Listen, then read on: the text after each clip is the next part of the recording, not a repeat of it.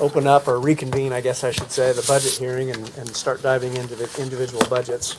I sat through that whole break and didn't straighten up my place here, so forgive me, I gotta create room for my book. Same here. Now, we had our original schedule starting with the courts and the prosecutor, and since we had that presentation this morning, we moved them to tomorrow morning first off, and so we'll begin. Let's see, who do we have with us here in the room? We have us. Oh, I'm gonna. Who's first? Yeah, first on my list, area plans. Yeah. Let me just address soil and water real quick, Liz, while you go ahead and go to the podium. Let's just take a second. Do you need the mic? Yeah, go ahead and please go to the mic. Soil and water, as you know, it's on your desk. They submitted a letter indicating that they had a conflict for both days with their conservation and education camp out at Camp Cullum for all the county schools. I think it's fourth graders that come each year. And so they had a budget that we'll look at. And I thought it was fairly straightforward, Yes. not anything that was going to probably warrant any changes, but they wanted to know why, they wanted us to know why they weren't here with us today. So you have that letter there explaining their conflict. So with that, we'll turn it to area plan, and Liz, and you can, our first budget hearing, you've been through the drill many times. It's just kind of go through anything you want the council to know that might be different year over year, specific issues you want to discuss. That we're not looking to make capital changes today. We're learning about the budget. So I'll turn it over to you. Yeah, thank you, and good morning. And I guess I need to lead them like I've got them, since I'm the first one up. Area plans budget is never super complicated compared to a lot of what you guys have to review, and I've not brought a lot of changes to you this year. So I'm going to focus on the areas where there are changes and just tell you that everything else is exactly the same as the previous year. So the first is salaries.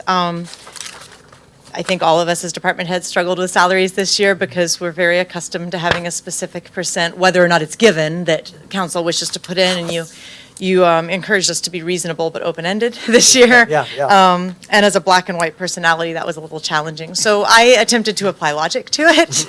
And I went and looked at the time I prepared this at inflation.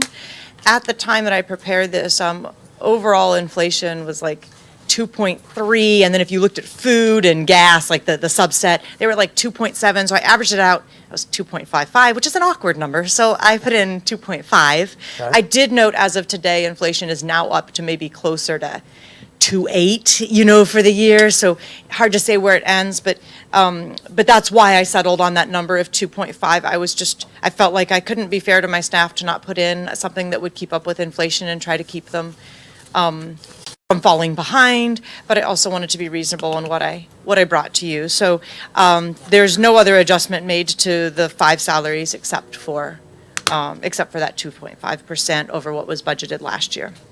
And then the other changes in plan software, as we're moving to a new company. We've always had a great price with CityForce because we were a beta. And there's certain things like GIS integration that software doesn't do that well useful. In order to get that kind of integration that would help us, usually you're looking at a $20,000 or $30,000 a year price tag, which I've struggled to bring and propose. So we share the cost of our software with the city of Frankfort. It's 50% split between the planning offices. So CityForce, our software, was bought by a company called iWorks.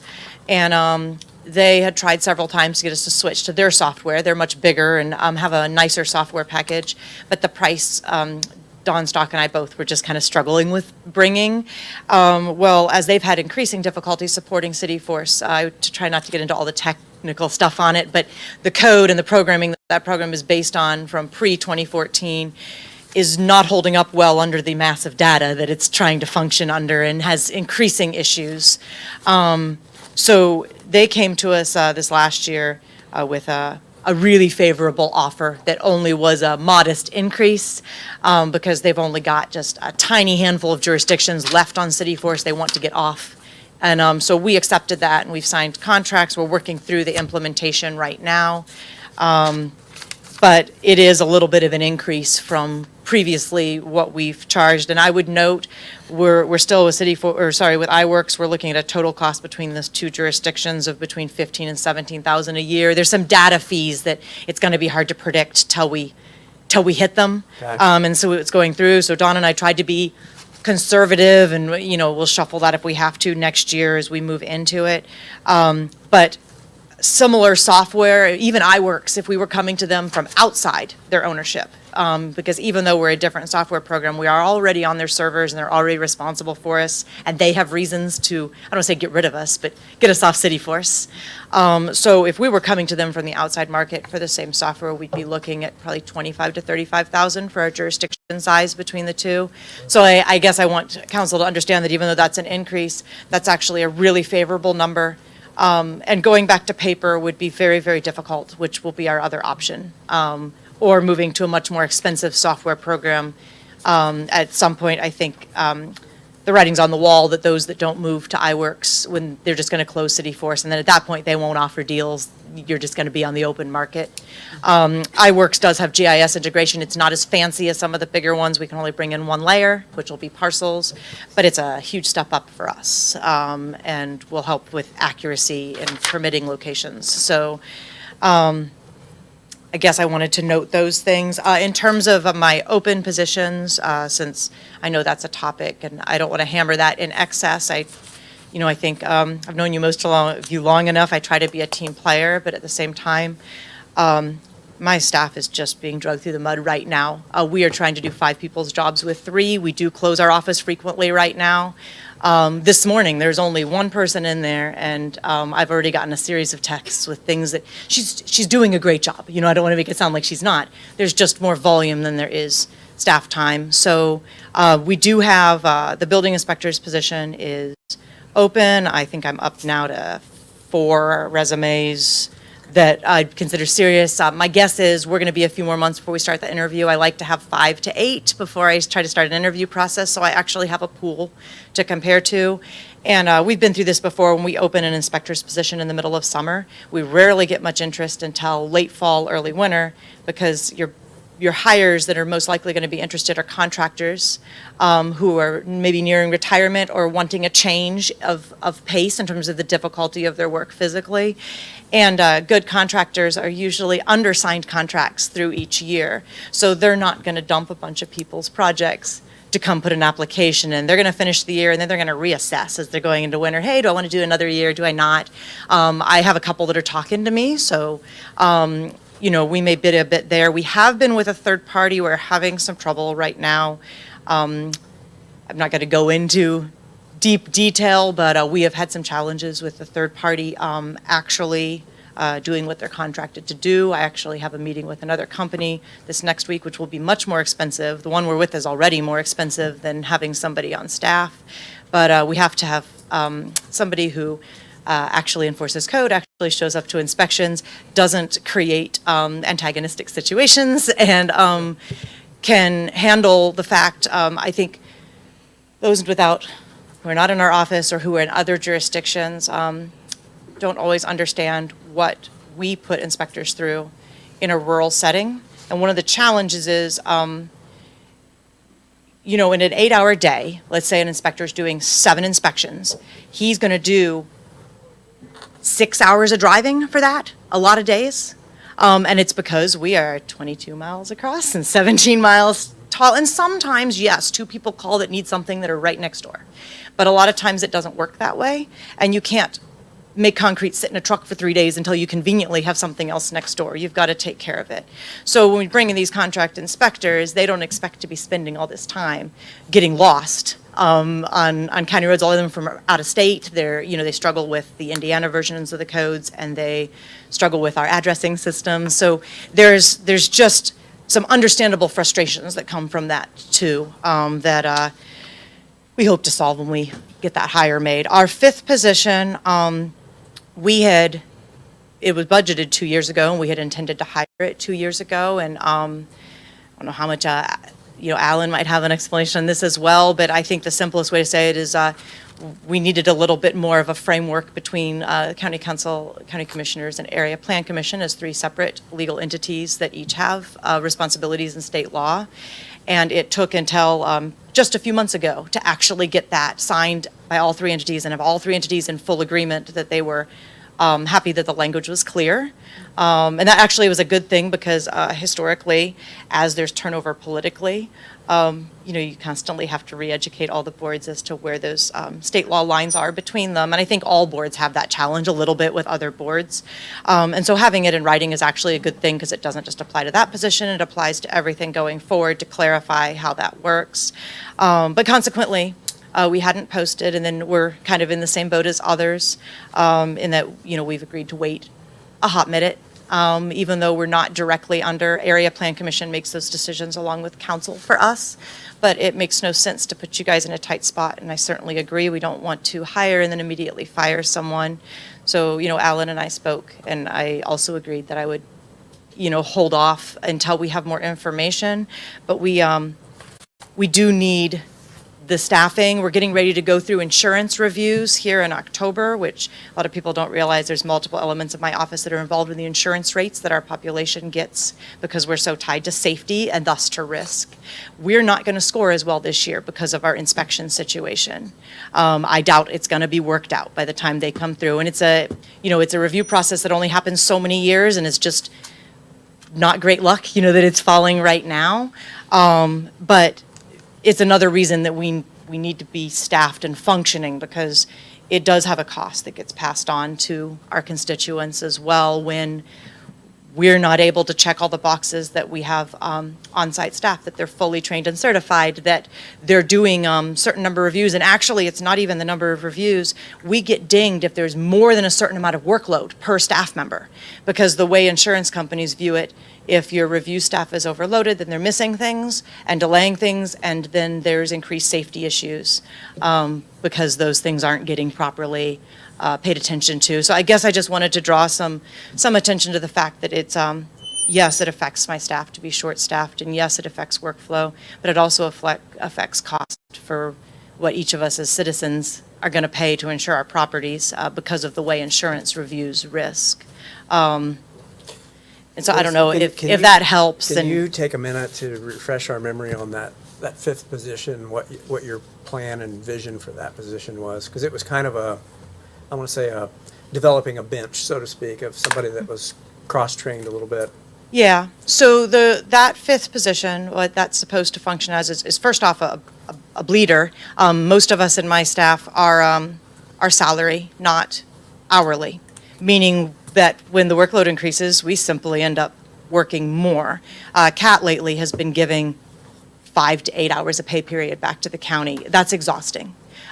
So that new position, as we voluntarily perform enforcement duties for the county commissioners on tall grass, which creates a fair amount of work through the summer. So that position is going to get tall grass in its entirety and partially serve the commissioner's ordinances on that. We'll start training them into the unsafe structures a little bit to try to keep CAT a little more purely zoning and have that position handle that strict code enforcement under the commissioner's ordinances that we are, the Area Plan Commission has chosen to, I don't say volunteer, but to share us with the county commissioners for staff because of our framework to be able to handle enforcement that already exists. That position will be training as a backup for the building inspector. They'll spend about 50% of their time out in the field. Even when we have an inspector on staff, we struggle to keep up with the volume. And then whenever that inspector might go on vacation or be sick, or like the situation we're in now where we don't have an inspector, and now all of a sudden there is no depth. I don't want to say no depth. Kat and I are both spending about 25 to 30% of our time out doing building inspector stuff, which then means the planning stuff backs up and permits get delayed and reviews get delayed. The courthouse review has been delayed because of that. Like it just, something has to go when you put something else in. And the building inspector's position doesn't just do inspections. They also do all the plan reviews related to the construction elements.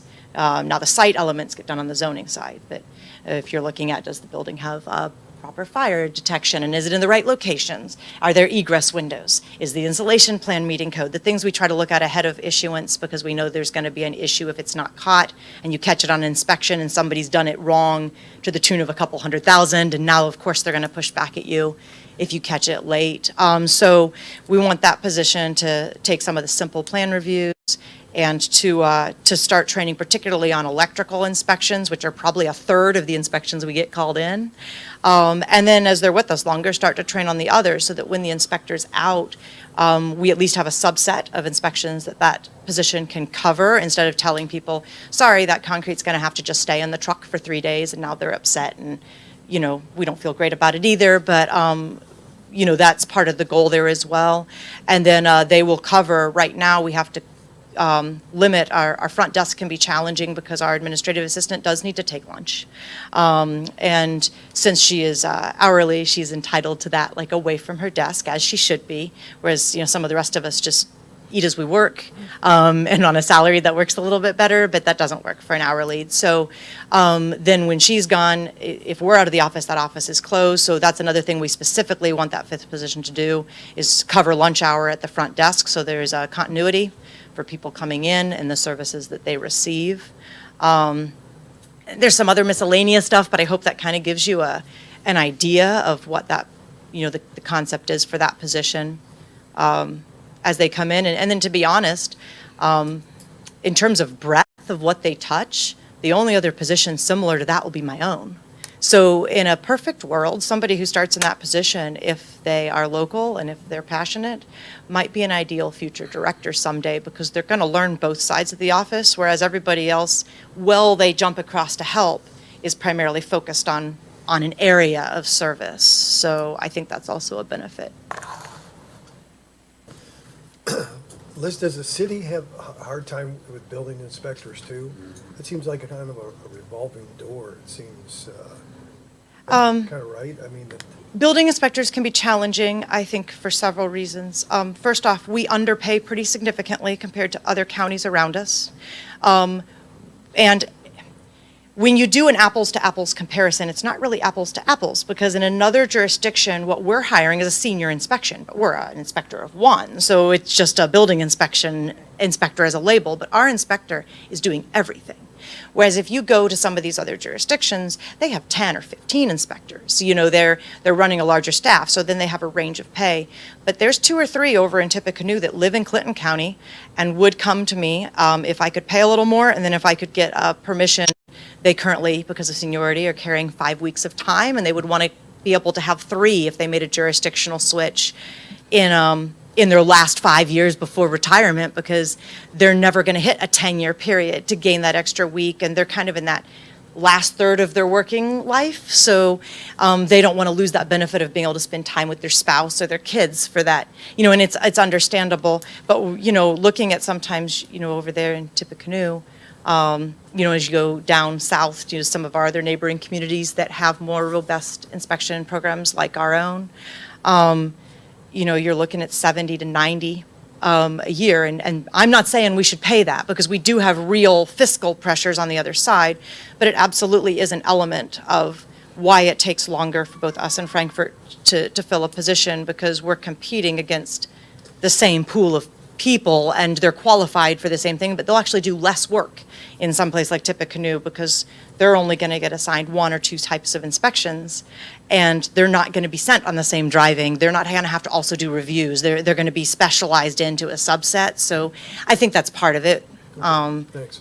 Liz, let me ask you, we've got just tough decisions to make, and so I'm You going do. to ask a tough question to you, and I probably will ask it to several department heads, but if you had to rank 1, 2, or 3 funding priority between keeping salaries at or salary raises, keeping benefits where they are, or adding the new person, knowing that we probably can't do all 3, how do you rank those? How do you prioritize those, just as it relates to your office? Yeah, I mean, we can't do with less staff. So if we start cutting existing staff, that doesn't I'm not work. saying, I'm saying, assuming 4 is the baseline, we replace the building inspector, but having a decision to make about adding a 5th, that's where I guess how do you prioritize? I would add a 5th before I would do raises, because I think there's a very real risk if we continue the way that we are, that I'm going to lose the staff that I have.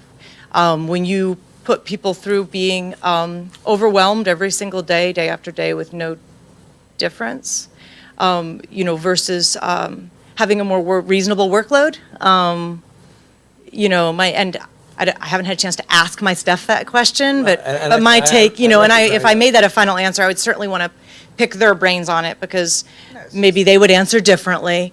But having watched over the last especially year, as you lost the inspector, and the level of stress and the number of times people struggle emotionally and physically with the situation that I'm asking them to bear up under, I think that there would be a greater degree of happiness and contentment with having a workload that matches their hours than with constantly having people angry with them and yelling at them because they're waiting 5 and 6 and 14 days on a permit because there's all these other things we're trying to do in the background, or they can't have an inspection that day because there is no one, and, you know, with third-party contractors, we can't tell them where they have to be or when, or how they have to document, or, you know, we've got 2 situations that may turn into court cases now because of issues with inspections. So I think that 5th position would both do more for liability and for staff quality of life than giving them a 3% raise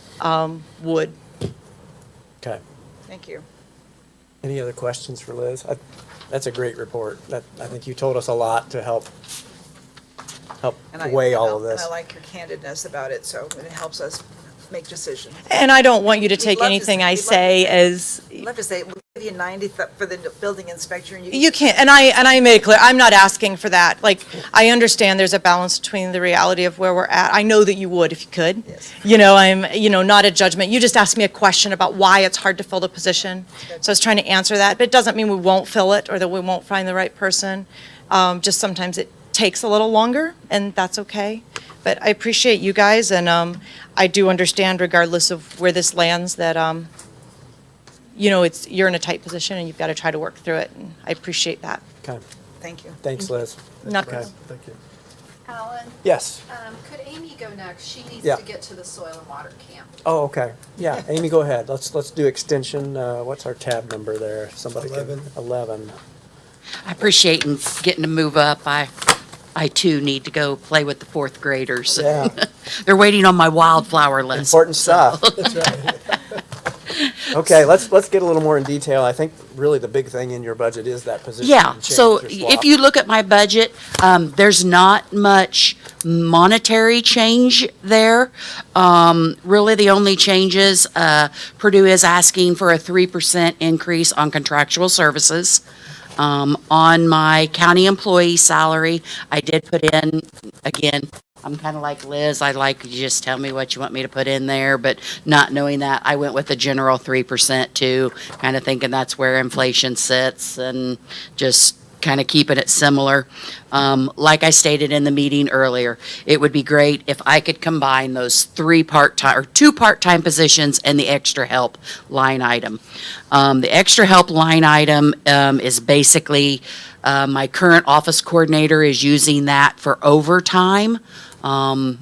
If I could hire another full-time position, that would eliminate all overtime. I too, like right now, Hannah is out at Forest, or the Soil and Water Day. Karen is doing another program. Lucy is in the office by herself, so our office will have to shut down for lunch today. So again, I cannot cover lunches at times. A lot of times the phone goes to voicemail because somebody's already on the phone and there's nobody else there to help answer the phone. So that's going to help us out there. Days when I have to be at a meeting like this, I had to ask the youth educator from Carroll County if she could come down and cover for me at the Clinton County Conservation Day Camp, so I could be here and present to you guys today, not leaving Hannah presenting by herself. So I'm doing things to, and if I had that program assistant, she could have went out with, or they, not he nor she, they could have went out and assisted with that.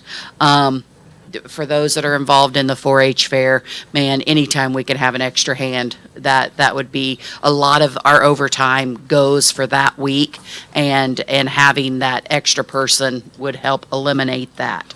So again, the salaries are already there with my part-time people. It's just the hidden cost. And so So- let's just assume a new person goes on the benefits and that's gonna be a family plan, and we're talking about $20,000 probably Yeah. that would come in the council budget. Yes. Under the under the health plan premium. Yes. So I want to at least ask the question, you referenced a couple of creative things that have been done in the past, high school students on kind of a supervised work experience, that kind of thing. Yeah.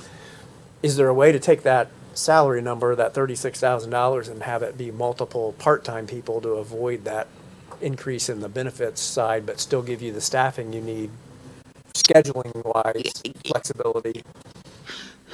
I'm not going to lie to you, yes, but again, you're looking kind of like what Liz presented of your better help is, looking at somebody wanting a full-time position with benefits. I'm going to get better help that way, and I'm going to get somebody that's going to stick around longer than somebody that, oh, hey, I've got a 20-hour-a-week position here. If you can't fund my full-time transition, then yes, I want you to leave my 2 part-time people in there. Okay. Please don't take that away from me. I at least want 2 part-time people instead of, So in that Well- situation, we would just move that funding for the extension program assistant to extra help? Is that what you're suggesting if we? technically, if you want to put my current all in extra help Yeah. and let us just be creative with it, however we want to hire it. Well, and if you heard earlier the discussion about the benefits, we're looking at. Oh, it's not cheap. Potentially a large increase, so that 20,000 could be 23,000. Yeah, yeah. So. Yeah, Okay. and you never know, I might hire somebody 18 that's on their own and, they don't need all the big benefits, but I might hire somebody that's 40 and's got a half a dozen kids and, wants the whole thing. So the understanding is, in this particular budget, it would cover, then this would be an ongoing position. Yes, after this. yes. Yeah, so I guess what I'm asking is if you can't support what I presented for 26, take me back to what I did for 25. Okay. So with the secretary and the part-time nutrition. And if you want to throw those other 2 line items all into the extra help and just put that whole pot into extra help. Because that's some of the other changes that I did in my budget. I combined, we had a line item for janitor and we had a line item for carpet cleaning. And I cleaned that up for our benefit and the auditor's office's benefit and made that contractual cleaning. I was gonna ask you And about that one. yeah, Yep. yeah, we just combined those I think 2 that's- monies yeah. into one. And that way, instead of having to try to steal out of one and then, oh, that one's empty, we got to go to the next one, just put that all into one. Also in my budget, when it come to like general expenses like computers, office supplies, postage, and all of that, I've not asked for an increase in any of that. I've moved some money around. I kind of have already attacked my budget. We had a lot of things going on in our office that has just been, the extension office was paying for it from when the Learning Network and the extension office were one entity. And we have separated and been separated from what I understand, almost 10 years now. But the extension office was still paying for those. It all separated, and then it went together, and now. Yes, and now it's separated That again. leads me to my question, my thinking, I was just wondering about, the Learning Network lives in your building, Yes, in our building. yes, your building. Do they provide any funds for cleaning or provide anything to, So, that. starting last spring, when we started our janitor issues, they did fine, because we used to pay 100% for the janitor. That's what that janitor line item was. So they supported nothing in the janitor. Then when that janitor retired, it used to be that the janitor and our part-time secretary was one person. So she was our part-time secretary, and then she cleaned the building for like 8 hours a week also. When she retired, that left us with no janitor. So then we hired a contractual janitor. Well, what she needed to clean the building was not what we had in our budget. So we had to go to them and say, hey, you've got to help out here. So they did at that point start splitting it with us 50-50. That janitor has now since resigned, effective the end of July. So when I hired a new janitor, well, we're in the process of hiring a new janitor, I had her bid the building by sections because we don't use that building 50/50. Right. It's very heavy learning network side. So I had her bid that building more sections. So they're paying a heftier price than what we are now. Going to be paying. Yes, so they are going to be, at first they come back and said they had lost, because their budget through grants was cut. So they first come back and said they had lost all their janitor and it was gonna have to fall back on us. And I'm like, I don't have that in my budget. I don't. And plus our foot traffic compared to theirs is, all of our programming is outside of the building for the most part, compared to theirs is inside the building. So, and luckily the new janitor we have come in under budget, so they are under our previous budget. So really, their budget did not increase. It stayed the same, but my budget went down so we're each more paying what part of the building we're using compared to what we have in the past. We were paying out of our budget a water cooler that our office staff of 4 was not hardly using compared to so back in the spring, I went to them and said, our contract's up at the end of September. We will not be supporting this. So if you want the water cooler, here it is. You've done some cleaning. So, a paper shredder that we were paying, renting for $450 a year. I'm like, I can buy a new one every year for $450. So I purchased a paper shredder and said, here's the contract. If you want it, it's yours. So I was able to keep my general expenses the same just by knocking out some silly extras that I didn't feel we needed. So I did move, because of postage, we're doing more electronic. I moved $1,000 out of postage. I put $500 in professional development and $500 in mileage, since we have more educator staff is back up now, and then also professional development. So I'm not asking for more, I'm just kind of moving it around a little bit more to where we need it. But other than that, besides the 3% in salary and contractual service, and then again, the hidden fees of making a full-time position, our budget is flatlined. Can you confirm for me, my understanding is at the state level, so for Purdue employees, that they're 0% raises for the current, 100%. yeah. Yeah. And so one of the things that I found frustrating is that our contractual services contract number is supposed to be based on the salaries of the educators. And so they're at 0. And where I'm going with this is that I'd be much more inclined to moving forward with taking on the benefits of that position if Purdue would meet us halfway and say, look, we're going to keep that 0% for the year. Yeah. So I don't So- know whether that's possible or we can run that up the flagpole, but So and that's kind of, every county always asks this, is on that contractual services, it's like taking your car to the mechanic. You pay the mechanic fee. That's not what that mechanic gets paid. There's a shop fee. So you're paying for our services, not so much our salaries. What you pay, let's see, we pay, your guys' ask is, I think, $214. that's correct. Yeah, 214 for the 26 year. So the 4 of us with Esmeralda. So it's Esmeralda Cruz, myself, Hannah Daniels, and Karen Crum. We do not divide that 214. So it's the services of having the 2 HHS educators, the youth educator, 4-H youth educator, and the Ag and Natural Resources extension educator. So you're paying for our services, not for our salaries. So right now, we have been told we're at a 0% increase, but they're still messing with their budget. We've been told that for now, with hopes that there will be change in that in January. So that's not it's kind of like your non-freeze freeze. It's the hold on, we're figuring this out. Because with all the cuts and stuff, it has trickled down.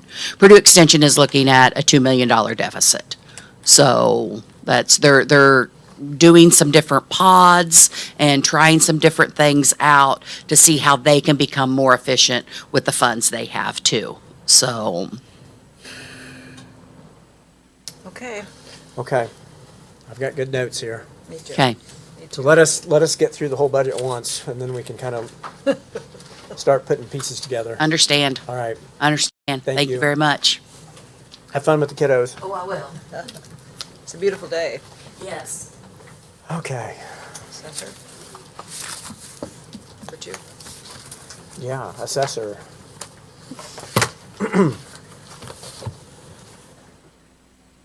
How did you draw the short straw today? Well, I got to be the lucky one, I Yeah. guess. Jada's at a conference, so Okay. first Okay. deputy had to step up. Are we at tab 2? Is that what it is? Tab two. Okay.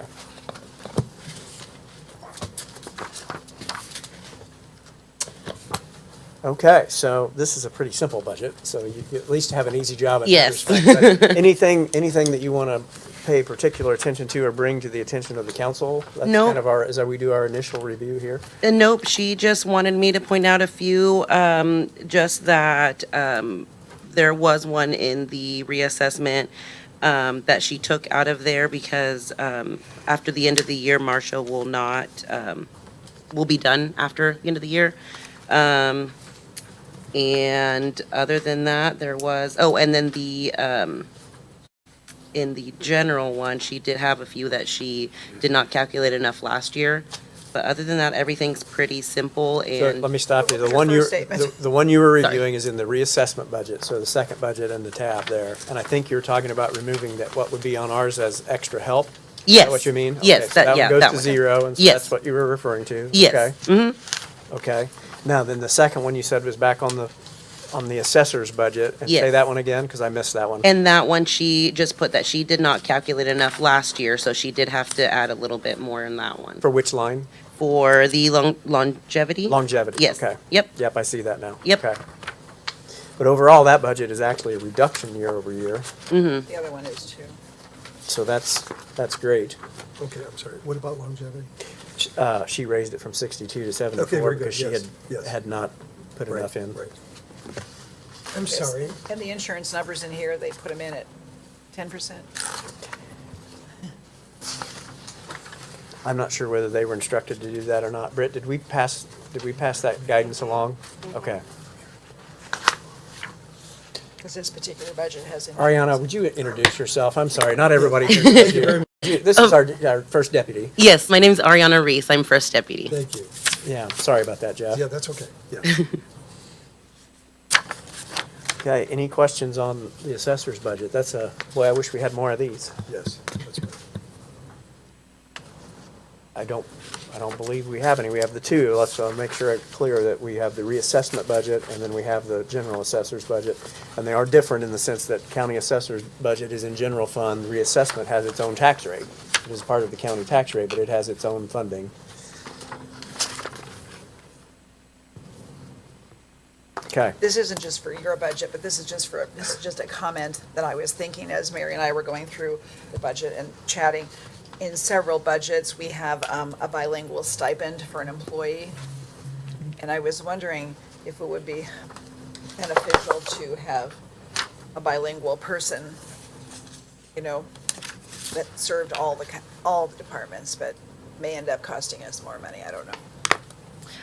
There is times when I go,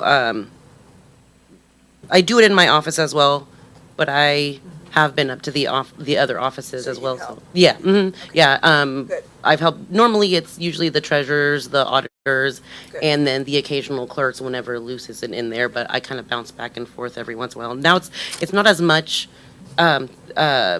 since they had Andrea up in the auditor's office, but it is It's occasionally. really important there. that people understand when they have questions, that they really can understand it in their own language. Oh, yeah. I appreciate that. So, good, thank you. Okay, if there's no other questions, we'll Great job. let Ariana get back to the office. Thank you. Yep. Thank you. Thank you. Auditor 3. Auditor? Oh, here it is. Keep remembering.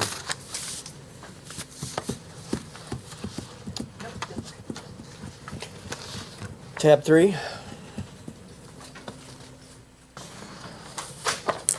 Britt, we'll turn it over to you. Anything in your budget that you want to pay particular focus on? No, I I did a 3% increase for everyone. Talk about that, Split. yeah, that Yeah. split position. Let's review that real quick, because we did put that in, I think, last year, maybe. We did. It didn't work out as well as I had hoped. It seems that anyone who comes to pay their taxes always wants to come over and talk about their deductions. So they come to the auditor's office, and having just one person there to answer the questions was so overwhelming to her. So what ends up happening is we pull office staff off of financials to help answer questions, and then they get behind in their workload because they're not working on financials. So it, in an effort to try to help the county save money and to help Gina, it just ended up being that I was always the one who was short-staffed. And Gina wanted them for longer than what I thought she might. So it ended up being months at a time. So that was it was more than just a few weeks of a tax collection. She would like someone there more often. So this is a position that now will be totally in your budget.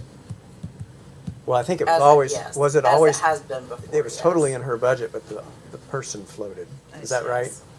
We didn't split it into two budgets before. Last year we. Oh, we did split it? between Okay. it. Yeah. Okay.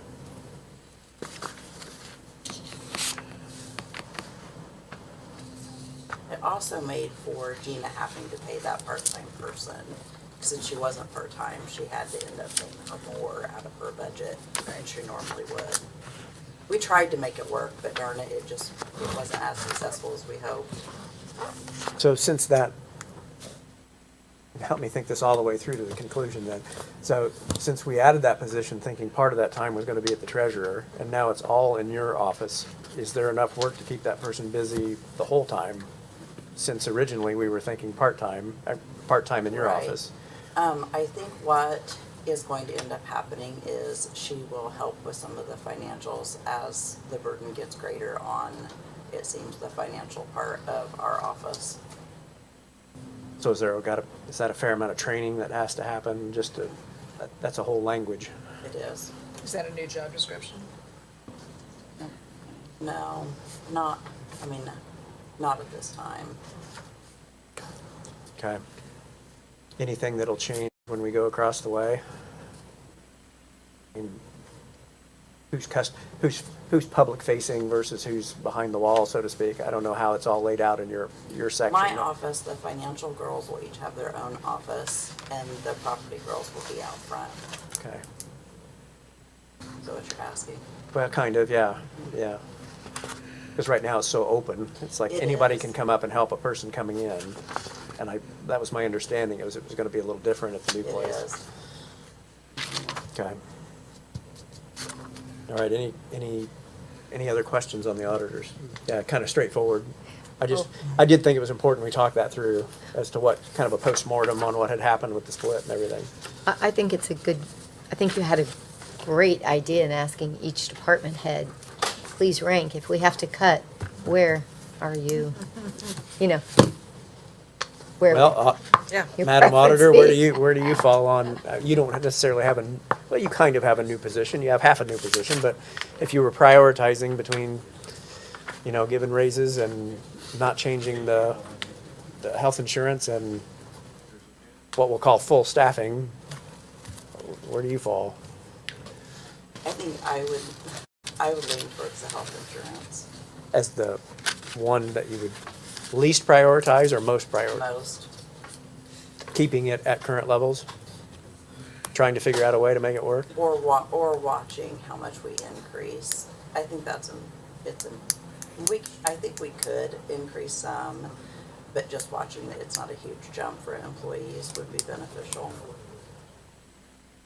Well, actually, my question was, if we have to cut budgets, one of the three items that, yes. What would you want me to cut if I had to cut my budget? It We- would probably be going to conference. I would probably take out all of my expenses for that and just do it online.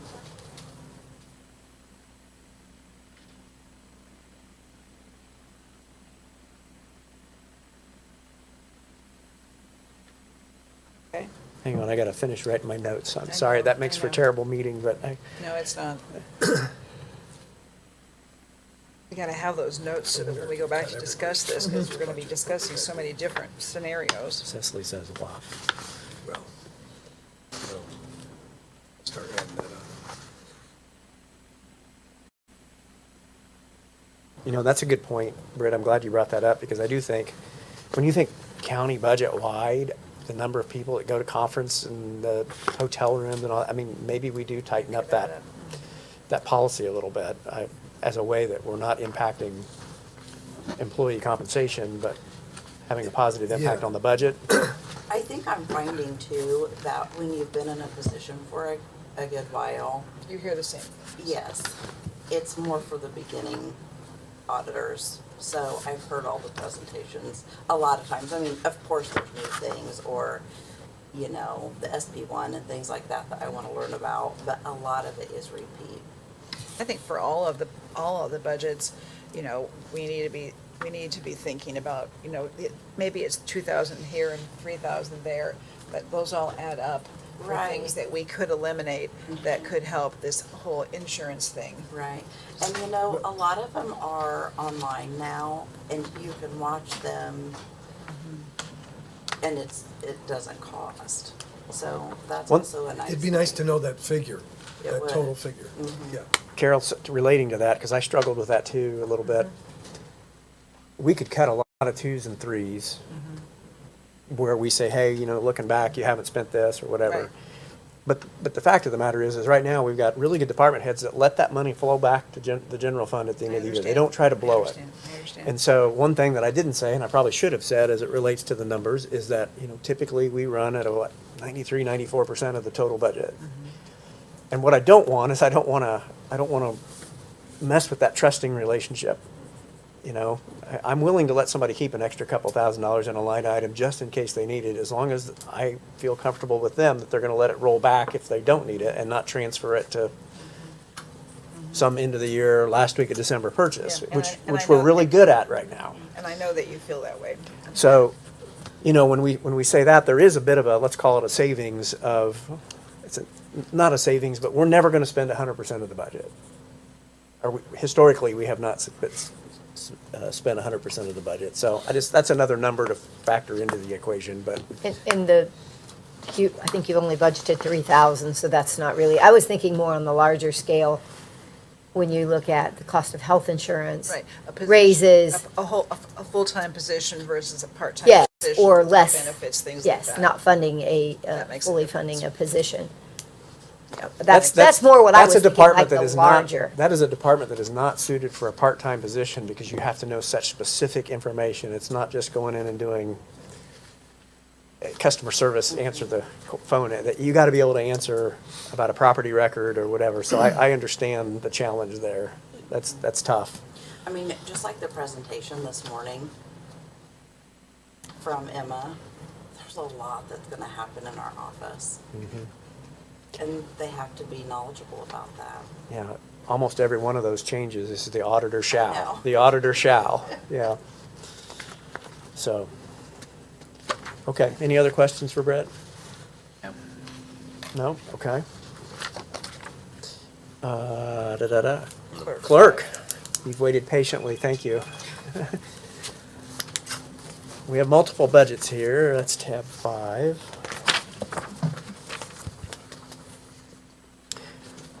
In our book, we begin with the regular clerk's budget. So Okay. you've got several things that you can go through then at your leisure. Anything you want to let us know? You'll be happy to know that I do not need to add another employee to my Yay. office. So, The streak is over. so for my clerk budget, my only major thing is I put my office supplies up to from like 12,000 up to 24,000 to allot for moving expenses. To move to the annex, to move back here. We will also have moving over for our storage. That wasn't in, oh, you're going to. Don't we have that covered? I was going to say that, because I was thinking we. I'm already looking at cov- Brett. I was thinking we covered that in. When all 25 those budget. people put the money in the pot? To kind of? move to the annex, They have to move back. Yeah. Okay, Yeah. okay, okay, okay. Only, there's gonna be just a few budgets for the move back and more Okay, storage. I appreciate that Yeah. clarification. Yeah. And I know there's some big items that will have moved over to our storage facility that I think I'm going to inherit a piece from the auditor's office, the big, I know in that spare room, that big Big table. table. Also in the recorder's office, she's got like a little book room at the back. There's another big piece of furniture back there, a desk type thing that I'll be able to keep as well. Just antiques of the courthouse, but those are huge antique pieces, and I don't know how much that will entail of moving over there and the cost of that, so. I have a question. Sure. Do you have that you put something in moving and storage expenses that you budgeted? Because I'm not sure. It's in In zero. office supplies? She put it in Oh, office just in supplies. office supply, okay, because Yeah. there was a separate, okay. Yeah. I just We wanted do to make. have a separate line that we made, Yeah. Oh, so we can. Moving and Let's do that. Number Okay. 40. Yeah. And you, If so we you wanna put it allocated down there. 12 for the movie? yeah, so let's- that's, I think hope I let's do that. estimated that, Okay. so, Move it down to storage. Let's move expenses 12 number down to that 40. 0040, yeah, And then her office expenses will move to 12,000. yeah. Yes. Very good. I think that's what more line was that, accurate. Brent? It's line, office expenses would be your 02, and it's the 0001. We're gonna put it at 12,000 instead of 24. Okay, And then line 030040, we'll put 12,000 down there. So it's the same amount of money, we're just Bring it up. splitting it. So it makes more sense to us. okay, If you look at the report I gave I you, kind of think that was new. It Okay. it's on shows that us- front You can page. see it. okay. You're just taking your 12, your 24 to 12. not listed and on then moving here. 12. It's No, just that's in listed the, on that's out of here. the voter registration budget. Oh, I got you, I see it, I gotcha. It's new. Okay, let's move on then, unless there's any other questions, but I think we can move on to the registration of voter budget. Okay. Looks like the new thing there is you're adding a stipend. Yes. Can you speak to that one? Okay. So with the clerk's office, so we have clerk hours, and then for the election, that's a whole nother, basically like a whole nother job. So for my first deputy, she is now, exempt as of this year. So she's working extra hours, and she doesn't get like the overtime for that. So then when you get into the election, I averaged how much extra she works, which is like within a 4-week period, like 65 additional hours. So per week, that's like 15 hours per week. I understand, if she's got a few hours and she's exempt, you don't get the overtime pay for that. I understand that. But for an election, and that's a ton of extra work, I can't sit there and say, I'm not going to pay you. Like, I don't feel in my heart that I can have her work that many additional hours without extra pay. I know my staff, and they're non-exempt, they get overtime, and then myself as an elected official, I do get a stipend.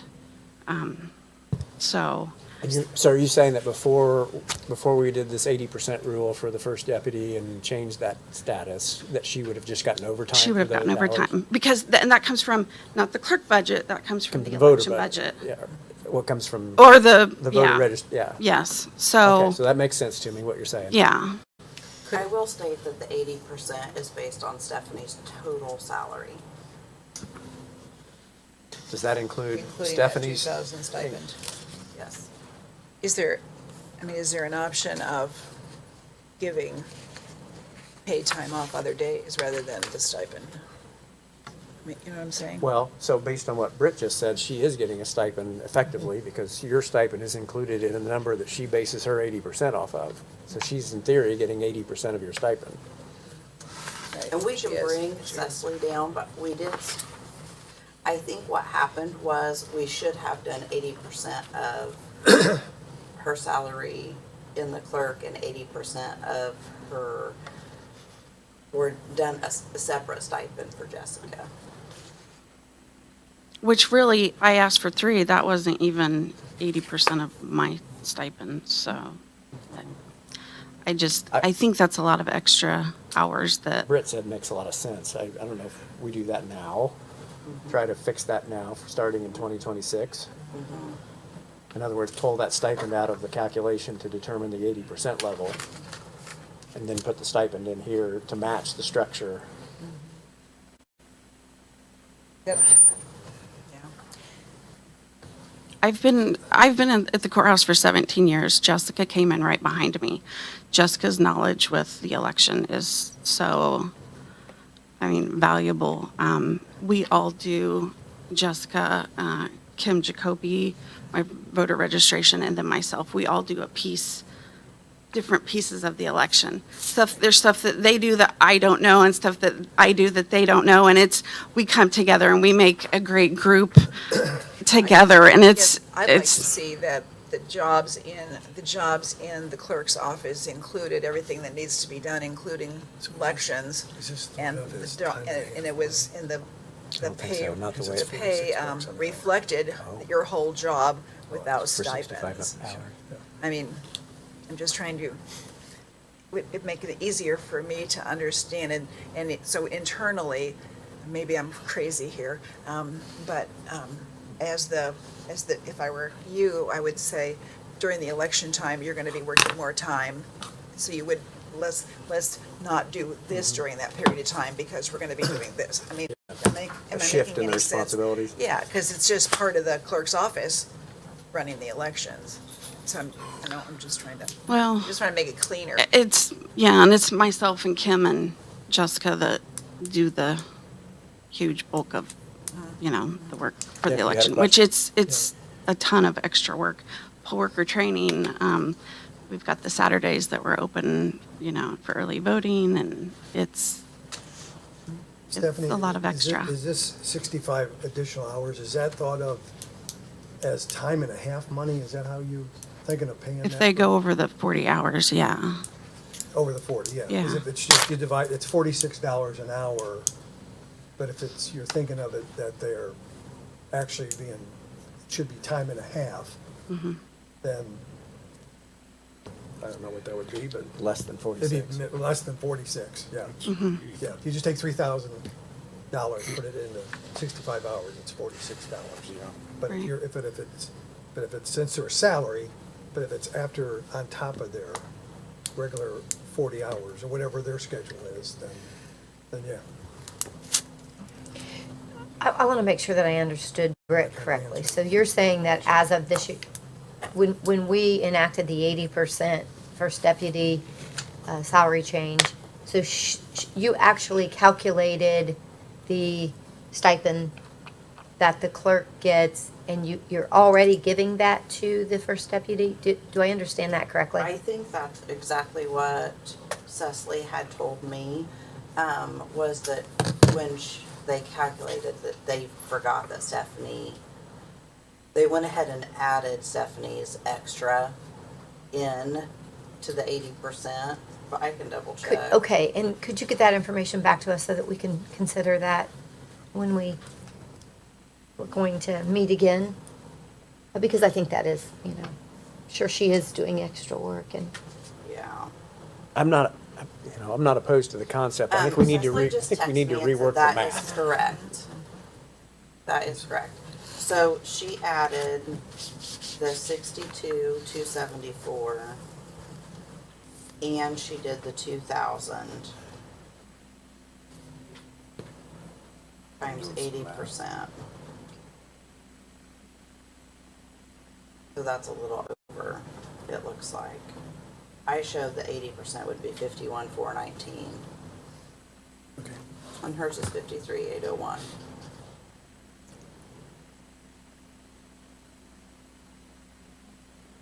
We'll work through this. I think we need, Yeah. like I said, I think this is more of a math problem than a, She said she is Yeah. already receiving the 80% of election stipends. So I just think that how it's being looked at is that her salary, the 80%, maybe we should do that on the 80% of the clerk's budget and then turn it and do 80% or do something different so that she receives a stipend so that she feels like that she's getting paid for her extra time, you know, that she's putting in for the election years.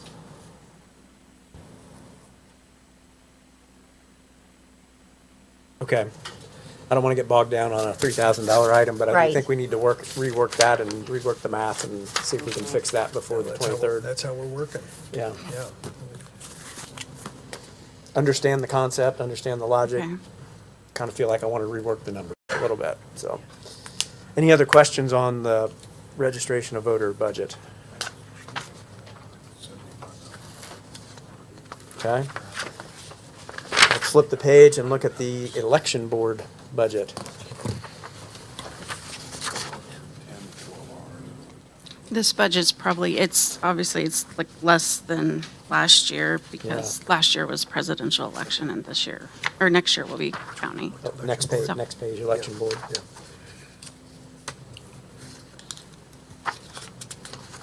The clerical assistant, we didn't have them in the budget. 25. Well, so there were some things, if you'll remember, let's revisit 2025's Yeah. budget, because 2025 was an off year. So we. Oh, that's right. We had some things that we didn't have any need for, that we took That's down to right. 0, and then if you go to the very bottom, we had remember. put that vote Yeah. center equipment in. Yeah, I and- remember. And used that off year to update our vote center I equipment. remember. So now we go back to 26 being it's not a presidential year, but it is an election year, so we've got to, Exactly. Put it all back in. adjust some things. I remember now.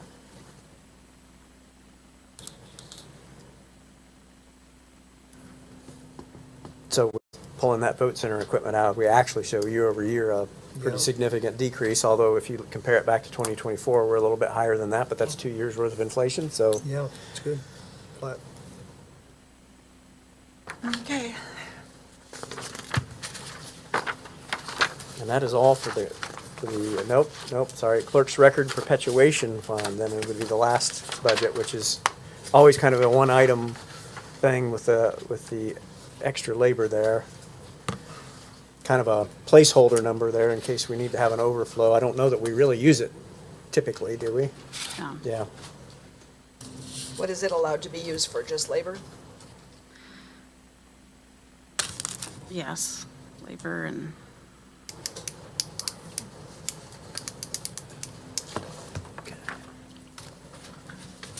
Catching up on my notes, hang on.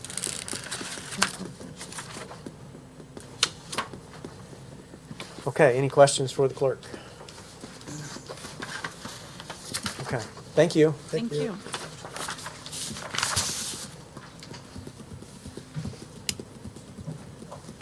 All right, commissioner's budget up next.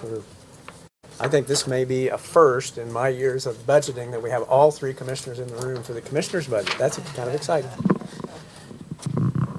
So for the commissioners, I was not expecting Commissioner Brewer to be here. He's here. But he is here. So please take one and pass it down on behalf of President Brewer. 6. We're glad you could make it. Thank you. These are the comparison year over year for each budget that we have either full or some level of input on. I hand them out annually. I've done that since 22, I believe. That's the first year we started doing that. I can start there. That might be the easiest place, and then we can work towards each individual budget and any questions or items. If you see the first, I'll call it graph on the left-hand side, it shows roughly a 1.6% increase year over year.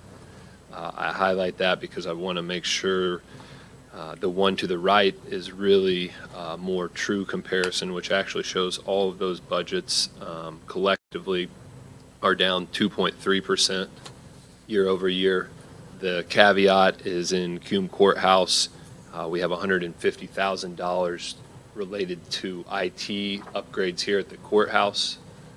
Those are upgrades that were going to be needed at some point in time regardless of the renovation, so it only makes sense to do those while the renovation's going on, but they weren't part of the project, the bond project, so that's why they're in the budget for 26.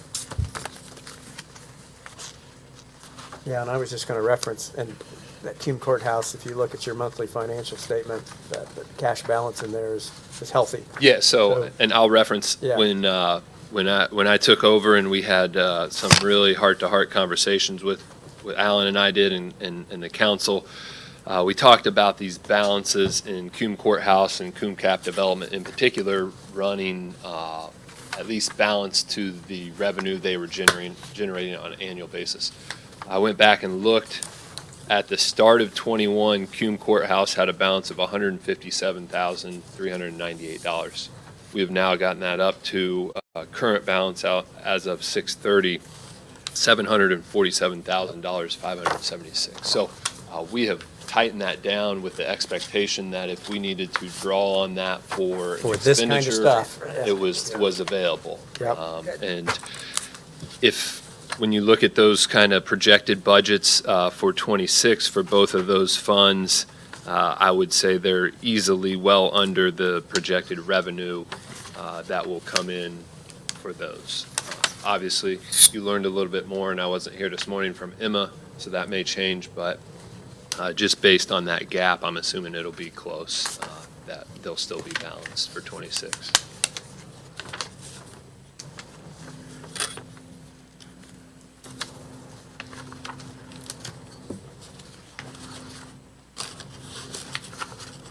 We have roughly, based on the percent of tax revenue that comes in spring versus fall, there's probably roughly another 139,000 to come in the fall settlement to Cume Courthouse as well.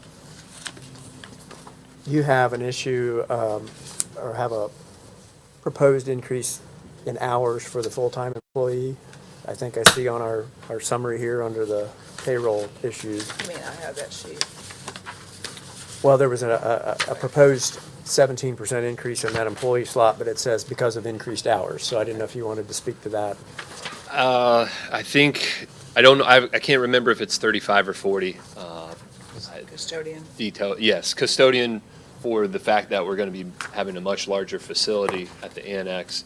And then we'll have to probably look at how we're going to handle it going forward when we have the courthouse and annex, and how much work that's going to be for one individual at that point in time.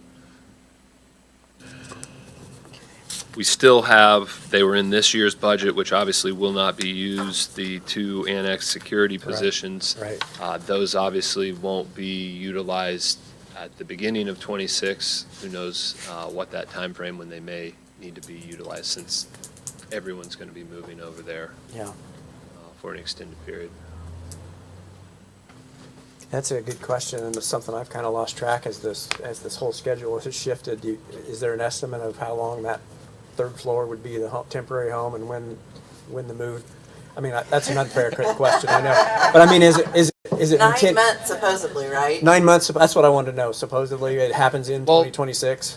We'll just be real candid. The individuals that are the PMs on our project at the annex are no longer going to be there.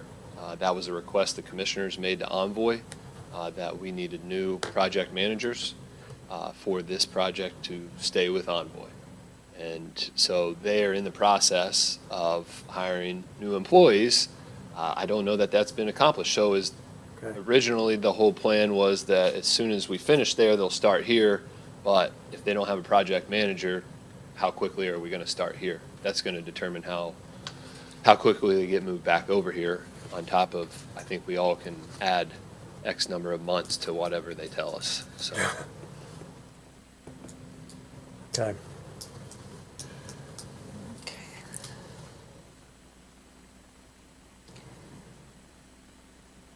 I just had a little question.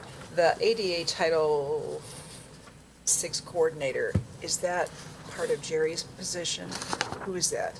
That is not in her administrative assistant position, but it has the stipend for that position. The extra. Yes, So it's something that she does. correct, in addition. So that came about 2 years ago when we received a letter from the state that was stopping our funding for community crossings because we have to update our ADA handbook so much, Yeah. like every 3 years, right? And it had not been done, so they were not going to give us the community crossing funding that year until we showed we had done some updating. So at that point, we had to create someone internally to handle that on a yearly basis, along with hiring the consultant so that we can continue to get the millions of dollars in funding through community crossings, as well as other state level grants. So it's an additional part of her job. Correct. I want to talk real quick before we move on out of the regular commissioner's budget to the items that we show on our budget status as the last page, and that's several items that have had previous spending, and they're all things that we get told what to spend, not that we necessarily can budget for. So it's going to be audit costs, estate tax refunds, those kinds of things. We don't attempt to budget for those or put a number in there, even though historically we have some amount of spending in there. I guess, was that an intentional decision, or do you feel like we need to try to go back and, like we know there was a 2025 audit, there's probably going to be a 2026 audit, we should probably budget for some audit costs in there. Even though we don't know, how detailed that audit's going to be, or whether they find anything, or how long it's going to take. I don't know about exam of records or, what's the other one? There's state meetings, that we have mileage for state meetings that is zero, even though we've historically had a decent number in there. I guess I just wanted to bring that up, because that would offset some of those savings that we're showing once that number gets populated. Yeah, we collectively have never inputted numbers in that. Okay. When you compared, you have the amended budget, okay. Yeah, I used the amended numbers. Some of those 09 numbers, Yeah, how do we handle that, I guess? just as they come along. Because you don't know. I mean, if we have a reasonable expectation that they're gonna come, and I'm not trying to say that commissioners have any role or the audit cost is what it is. Right. Shouldn't we budget for it Yes, we should budget for it. to get an accurate picture? We should budget for it.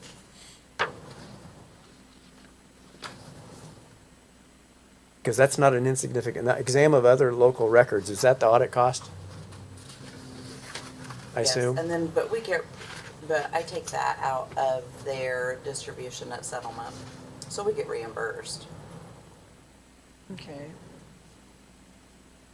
And we asked at our last conference why that is, why we have to pay for all of the Oh, so audits. that's for all of the audits in the county? Yes. Oh, And they said they would rather bill 92 places than everyone. So we could bill other places if we want Yes. to. okay. So the auditors are always responsible to pay for the city, the towns, the schools, the libraries. And then I take that amount off at tax settlement. draw. So let me ask specifically, that one makes sense, and okay, we'll leave that one be. Yeah. I didn't realize most of that got reimbursed, Yes. so that eases my mind. But the two that I guess I do want to ask about is, that seem more directly related to the commissioners there's a commissioner's mileage and a commissioner's state meeting line item that for 2025, we've spent $10,000 for, but we don't have anything budgeted for 26. So I assume that's the meetings you guys go to for Commissioners Association? That's No, not I've them. never- That would be anyone in the county. If it's a state-called meeting, the commissioners have That's to the pay line for it. item for that, Yes. okay. So I've learned something here, but still, I guess we should Yeah. probably put something in there for Yeah. the fact that You that gets could. utilized.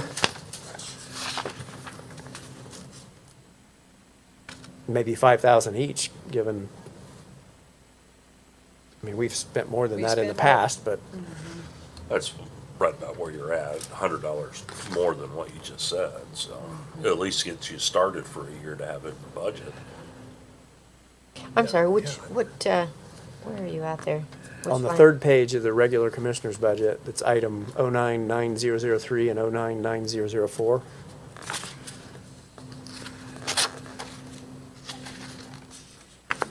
And 09s do not need to be additional appropriated or anything. So don't we have a training fund or a training line item somewhere? I thought that's where that We money do, came out of. But I get a letter, as do probably most elected officials, that state exactly, if it's a state board of accounts meeting, they state exactly where you can pay it from.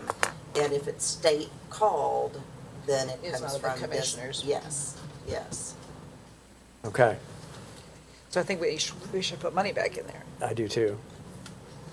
So the 0914, I guess I've never really paid attention to this whole 09 before. Maybe it's because we don't have the money that we're looking at everything. The 0914, so is that the State Board of Accounts that's charging? They charge us to audit They us. charge us to audit? Oh, yes. Yes. Oh, Yeah. And it's, Yes. yes. and it's huge.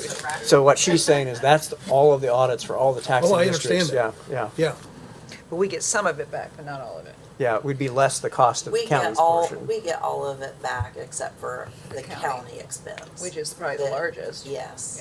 Yeah. Okay, We get dinged hard. Get dinged We get big. dinged hard, yes, we do. I meant Well- for utilities. Oh, for the utilities. Dinged hard. well, I would propose that we put 5,000. 5 and 5 in on those. I agree. Well, probably don't even, yeah. Do we need that much for mileage? I guess we do. It's showing. It shows, Shows 4,500 so far this year, halfway through the year. no, the mileage showed 56. 56, 52. Oh, it did mileage, I'm sorry, that's halfway through Yeah. the year. Right.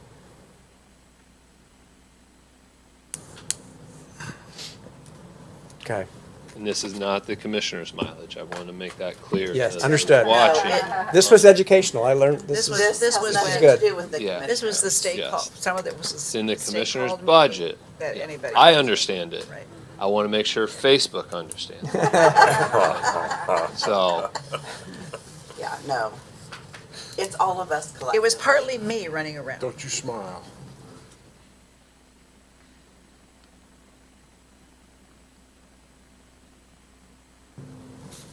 Okay, we can flip the page then, I think, to the courthouse budget.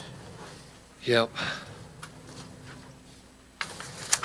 I noticed you had taken the elevator repair to 0, and my recollection was is that was gonna be done as part of the renovation, or we were augmenting some additional money to, so, can you speak to that one on why that got pulled out? That was the down payment we had to do for That's last the year. down payment, Yeah, okay. yeah, so Okay. that's the Okay. only reason. It's already done? Yeah, All right, yeah. all right.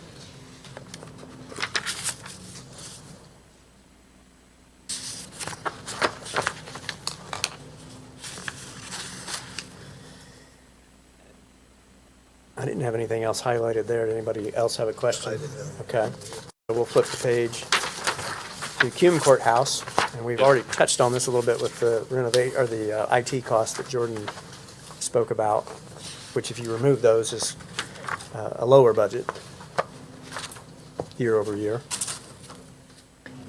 I just had a question. The fire backflow inspections, we've not spent any, and then it's 14,150. Is that new for the new annex building, or? No, it's across the county. We were doing it through repairs and maintenance.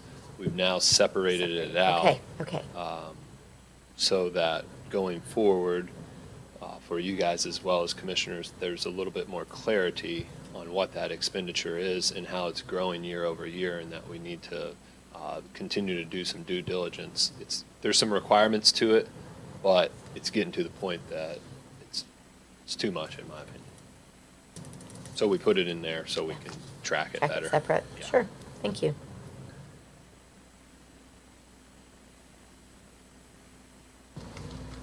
Okay. Oh, I guess I would point out, and it was kind of in both these last two, don't have to flip back. We've continued to lower the repairs and maintenance amounts. We still have them up there in higher volumes of dollar amounts, I would say, but we've become much more diligent, as well as the department heads, that we're we have maintenance stuff that we take care of, where we were getting caught, at least when I first came in, where we were maybe not doing as much maintenance, and then we were getting these big chunks. Yeah. And so we were either having to come to you, or we were putting it in the budget as large numbers. But especially since we're doing a new facility there and a renovation here, I would not anticipate those being there, but we just kind of put it as a placeholder, so if we get in an emergency, we don't have to go through all the red tape to get stuff repaired that needs repaired quickly, so. But we've been turning in a majority of that money. I think it was somewhere in the $200,000 range for '24 that got turned back. Ounce of prevention worth a pound of cure. Yes. Strategy. We'll flip the page then to the IT budget. Effectively flat. Just a small increase year over year there.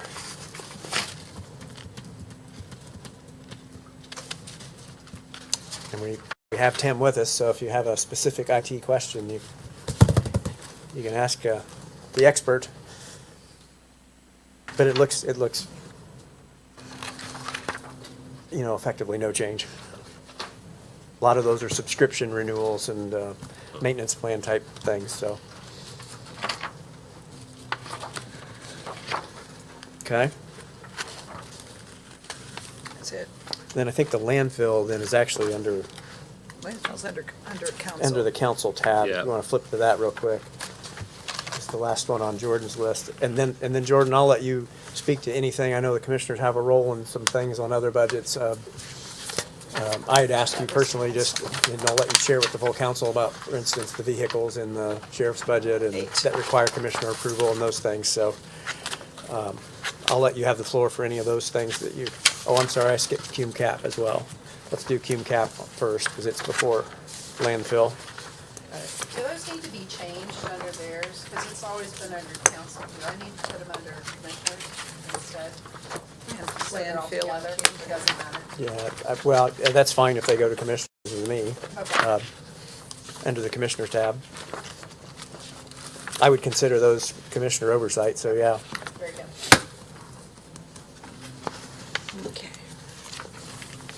So again, kind of going back to Jordan's earlier comments, this is a budget that's going to be less than what we're expected to bring in from that Cume Cap rate. So again, we're in the process of trying to build those cash balances up so that they can be used for more of what they were intended to be used for versus in the past, we were spilling over into operational expenses out of there, so. And we still have a couple, but we're building our balance back up there as well. Pretty straightforward. Main item there, the computer and peripherals. Yep. Okay. Flip the page is landfill. Your biggest increase is liability and work comp, 12%.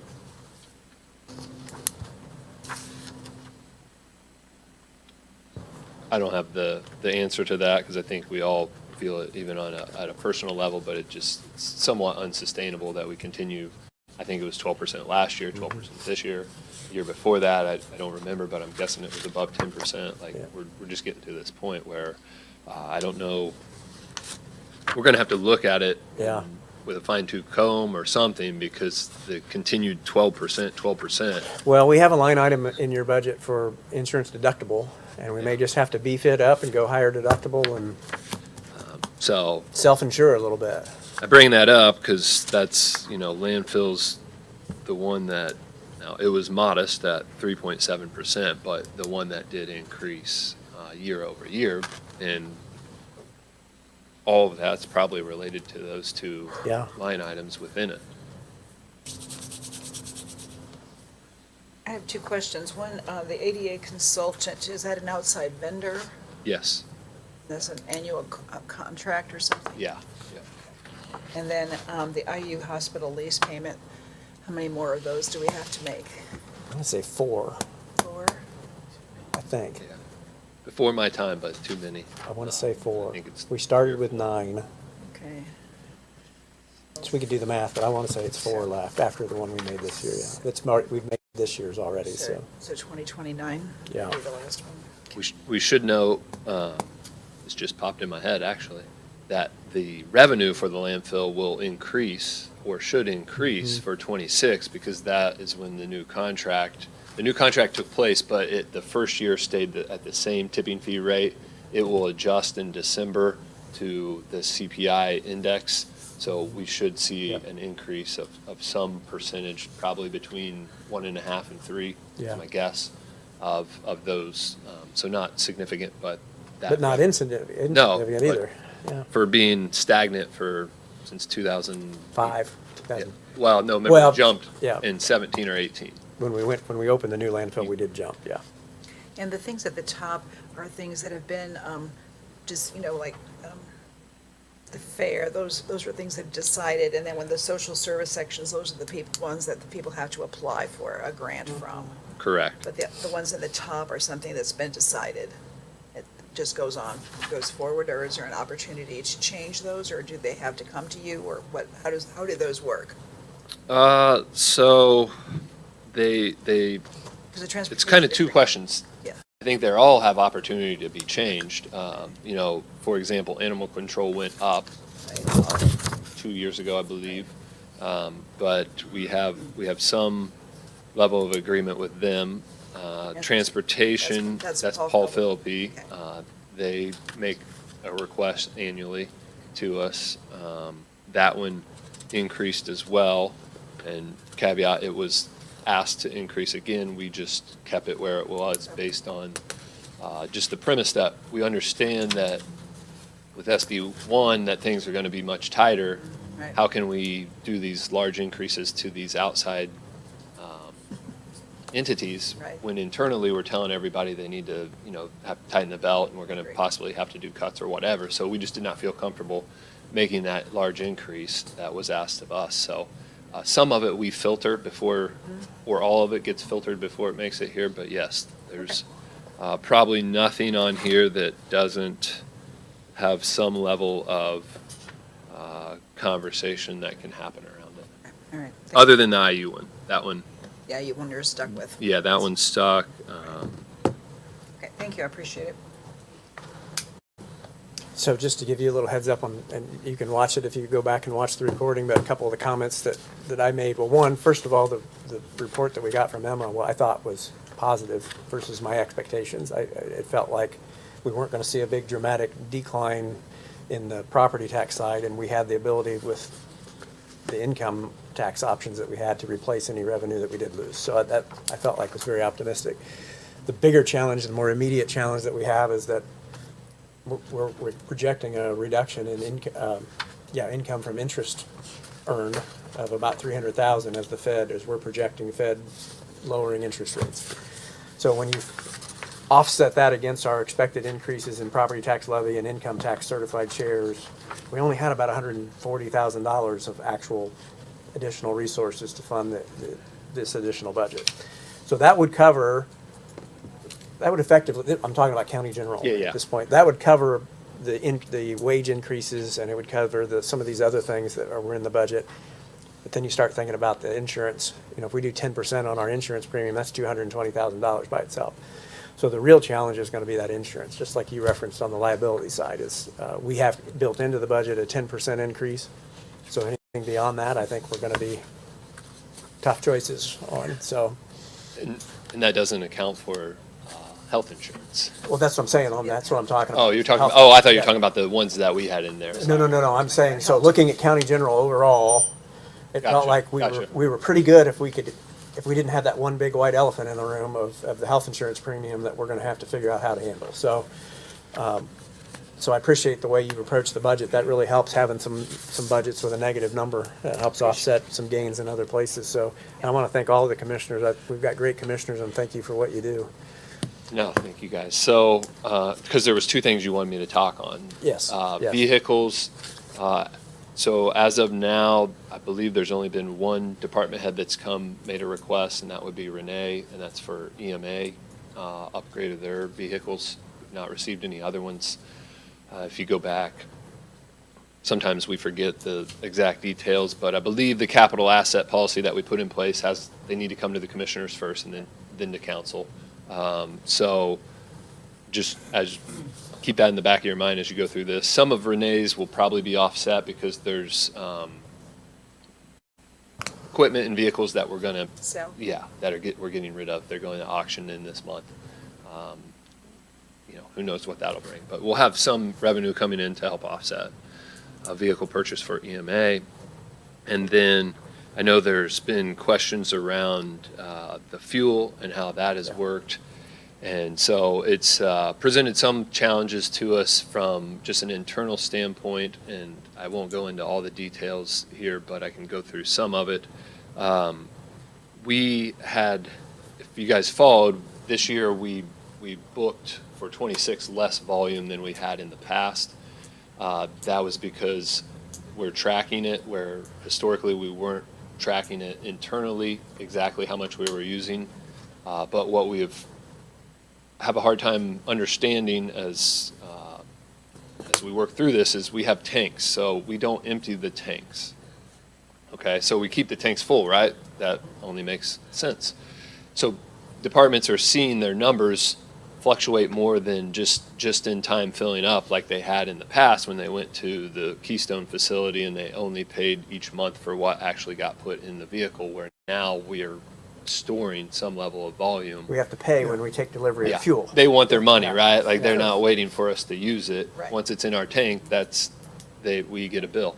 So we're working through that, but what we're finding is some of the baseline numbers that we had for each department that were come from somewhere, don't know where, we just had them in the commissioner's office, really no verification for it, aren't accurate. So by the end of the year, we'll have a better sense of our fuel situation and how that's going to impact everybody. But, and then we'll try and figure out some internal handlings, because like right now, I basically input every bill on the spreadsheet and then we send it out to each department. That's not really in my job description. I know we're talking about job descriptions, so I'm not going to do that for 26. So we're going to have to figure something else out that works a little better on terms of that. But overall, the fuel system that we put in place, it saved significant in the first year, saved again this year. It's pretty much paid for itself, plus had a return. It's just managing some of those nuances that come on a day-to-day basis that you guys may not see. So the renewal for 2026 was at a lower price than 2025. Yeah. And so while we're trying to work through what Jordan and I have talked about is that allocation to the different budgets, I think if we just keep the numbers the same as they were last year, we'll know we'll cover it and we'll have better data for 27's budget. Because we're going to, based on the numbers we had through the end of July, we are going to carry over quite a bit of volume from our 25 contract that we'll have to use up, right? They're going to make us take delivery of that into 25. So, to say we booked it for X for 26 and then go look at your volume gallons and put that in your budget, Yeah, you can't it's do not that. accurate. And then the other thing that I think continues to get overlooked when they do their budgets is it doesn't factor in for the SET tax. Yeah. And that adds 40 cents to the gallon, give or take, and that doesn't always get looked at with it as well. So just a couple things to keep in mind as you go forward, and maybe people bring that up in their budget or you're looking for places to cut. I think we need a year worth of our own data to have a better sense of how it's going to translate to every department going forward. Jordan, I'm sorry, did you say that 26 volume will be lower because you are carrying over? Yeah, Yeah, correct. So we that's- booked, so we ended up. Contract volumes. Yep. Yeah, that's- contract volume. yeah. So we had been around 80,000 gallon of gasoline, 110 of diesel between the county and county highway collectively. We're seeing those numbers are more based on through 7 months than we need. We were running somewhere, and don't hold me to these exact numbers, but I want to say gas, we were like only had utilized maybe like 43% of the gas volume through July, and we're probably even a little less on diesel. So that somewhat fluctuates because of the time of year too, right? Like highway could have a ramp up once if it's a harsh winter in November or December. right. So it's not equal installments every month that they're using this Sure. and this, but based on where we were at today, it kind of looked like we're going to probably carry over somewhere between 10 and 20,000 gallons of gasoline and probably in that 8 to 15,000 of diesel fuel range. Thank you. Yep. Yeah, kudos to the commissioners for taking action on locking in those lower prices. That's a huge help to the budget to be able to know that the gallons that we did book were lower, lower year on year, so, Yeah, so, well, okay. Anything else for the commissioners? That's a great update. Thank you. Nothing over here? No. Okay. Thanks, Jordan. for thank you coming guys. in. Yep. Okay, I think we got, the next one that we have here would be, well, do you want to hit the airport real quick, or go ahead and you have Chris come up for Parkview since Oh, we can do airport anytime, because that's Yeah, me, we- so let's we- do we love Parkview. Chris. Chris, come on up. come on, Chris. Just to let you know that Ed will not be here. His father's funeral. Oh, okay. I was okay. gonna say, that we skipped. Yeah, I didn't know that. I didn't know he died. Okay, so this is tab 15. One of our favorites. Yeah. Chris, the floor is yours. Morning. Good morning. Yeah, guys, if you look, it's pretty much stayed, guys and gals, pretty much stayed the same. There was, obviously, the increase in pay that we're looking at, that'll be finalized at a certain point. Pest control went up, they went up $50 a month, so I just bumped it up a little bit. 500 to cover that, 5 10 12, 60 to $600. Then cable always goes up about 5%, Comcast, so I went ahead and calculated for that. Fire alarm, I dropped a little bit. We had to find out once I got the company in there. I had like 5 companies doing all my fire service. I brought it down to 2. I'd have a year kind of get an idea where we're Yeah, at. yeah. And we still have an issue now and then, which is probably $250 service call. It seems like every year one of those heads goes wiggy on a weekend. So went down on that one. And then overall, looking at about a $1,500 increase because I finally got back numbers from Tammy and Madison for the advertising, and they're around $1,200. That's not on the budget reflected. I was waiting on them. They got it to me yesterday, so I want to add that in at somewhere, advertising. And Is that a new line item? or It we is. go in- It's going to okay. be a new line item. They were crunching numbers for Facebook advertising, some other ideas, open house next year in the spring. Shirts for special events, 1 each for the 12 staff members, 10 full-time, 2 part-time. We're getting new brochures. Amy and I did them that we'd go out throughout the community to health services and things like that, Clinton House and other, pass them out, try to get the word out who we are. Madison did a phenomenal job. You guys get to look at those when we get them printed. I'm having them printed locally, which I do all my print work here in town. Business cards. So all that together combined came up to, like I say, around $1,200.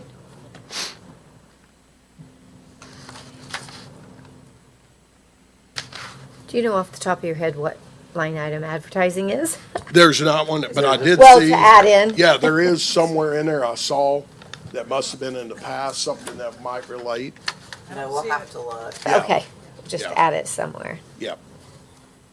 Would it be more fair to call it marketing or Yeah, promotion marketing, or- yeah, Marketing. Alan, I think that's even better. Yeah. Needs to be marketing. We can Yeah. change the name. I said advertising, marketing, yes.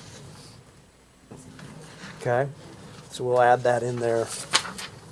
Yeah, I told them I that made a was their note here at the bottom of wheelhouse. my, that would move the total request to 669,235, which is still in our books lower than last year when you add the additional appropriation in for the repair that we did. Right, The amended budget. Yes. Would be lower year over year. yes. Yeah, and again, I've told you my commitment to you guys. I'm not trying to make improvements out there. I'm trying to maintain. It's expensive running an old building, but it's got good bones. I got a great staff, but I'm not looking at trying to make improvements. That's the one thing, 92 homes, 7 of them left. The one thing that gets a home closed is having that handout for too much money. So as a problem arises, and again, Bert came out and looked, we have some things that we have on our slate, like we were going to do some foundation work, you know, with a little leakage under the basement, and then the water heater goes out. Well, that's priority. So it's a juggling game. How are you, so you've got 1,200 for marketing, that tells me you're wanting to recruit more residents. Oh, So- absolutely. So where are Always you out. on your versus capacity on your resident? Never going to count? be at the 44. COVID hit a lot of these homes. That's why we've had 3 homes close in the last 2 years. We had 2 last year and 1 already this year. You know, I could get up to 27, and you got, as Jordan will tell you, a unique clientele. People decide they just don't want to pay rent. You know, living free sounds better, and I say, you know, that's great, but it's not fair to all the other people who pay rent. So we shake hands, part ways. Okay. So it's, 44's capacity, never been there in the history of the home. Most I ever got it to, and I think the previous administrator, 35 she was at, I was at 34. We're fluctuating between 22 and 25. Okay. You got a question, Carol? no, I just wanted to get those numbers, thank Okay. you. And again, as I've always given you guys the commitment, gals, 22's our number, that if I have that, the home pays for itself Okay. from January to December. And, you know, even if we fluctuate, we have 25 one month and a couple leave, we get them back. It pays for itself. That's a good, The only that's a thing, good way to look at it. well, and that's what I told you guys when I first started. That was my commitment, to keep at least the census, and it's hard. 1/3 of the people that call want to live there for free. We can't do that. I could fill it up, Alan, tomorrow. Oh, yeah. Oh, yeah. Free ride, Freddie Free Ride doesn't work there. I'm sorry. It's not fair. And for what we charge, I tell people, go to the other 49 states in the United States, find me a home that gives you what we give for the price we charge. The other county homes, you know, same thing. So, long story short, that's my number, and I keep it there. The rest, all the taxpayers are on the cuff for is 10 full-time employees and 2 part-time, because we have to run 24/7, 365. And 12 is pretty good to run that for a year. And my median employment is 10 and a half years. My folks stay with me, so I must be I doing was just something. gonna say that, you don't That's have wonderful. turnover there. No, not a lot, no. And usually it's a promotion, or somebody, like one person moved out of state. It's something unique. It's not quitting or firing. They love it there. They love the residents. I have good people. Yeah. Good commitment. And I get a lot of compliments when people come in. You know, I just pay the bills. Kent keeps that thing running. My custodians keep it clean, and my cooks put out good food. That's all. That's my commitment. So, I am going to, Alan, you know, every 3 years, I go up $25, which is like anywhere from 2 to 5% increase. A lot of homes, nursing homes and such, go up almost 3% every year. We don't do that. I'm not trying to hurt these people. But over 3 years, you go up $25. It just keeps people honest. They're Yeah, getting yeah. insurance, you know, Social Security increases over 3 years. We're just taking a small portion of that because everything keeps going up. What's the So we'll current, be doing that for 26. what's the current rent?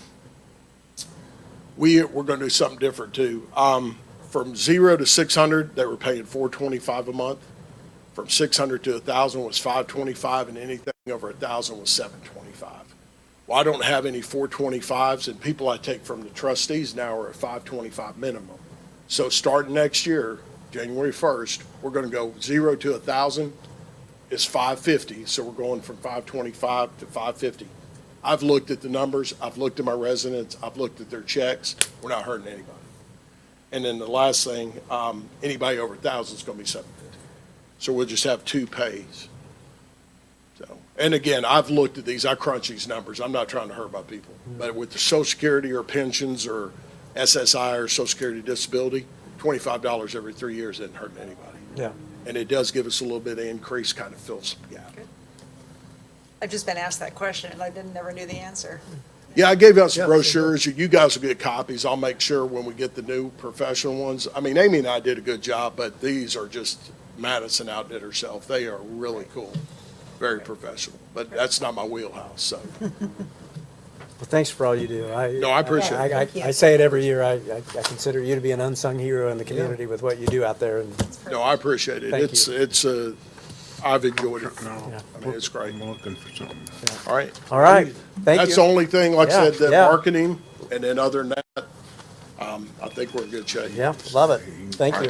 Appreciate it, man. Thank you, gentlemen. Thank you. You got cat litter, cat food. Hey, Janet, do you think that Ed's going to try to come tomorrow? I would assume not. But He said if you want him to come tomorrow, that he can do Only in that. So America. can I let don't him really know. want to let him, that feels least it's inappropriate. only $100. So let's just look at Yeah, the I- coroner's budget real quick. I don't think we're going to have anything that we want to, 7.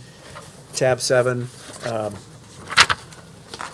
And then if we do have a question, we can always have Ed come in on the 23rd. So looking at his, he's got the one position at 3%. Overall budget is actually down a little bit. I didn't have anything highlighted in I didn't. my review. I did on the autopsies where we spent 14,000, but it's still back in at 50,000 again. But I guess that's Yeah. you hope you don't have, you leave it there and you hope the hell you don't. We have had years when we probably would have used that, Yeah. so guess but again, that's- I guess I give Ed credit, he lets that roll back to the general fund and, Okay. and, Well, that's he always can't the do deal. anything That's with the, autopsies. but he could transfer it, Oh, okay, I guess is my point. He doesn't Right. abuse it and try to move it to something else, and so, okay. Yeah. let me do quick math here. I'm trying to keep track of our running change year over year, but.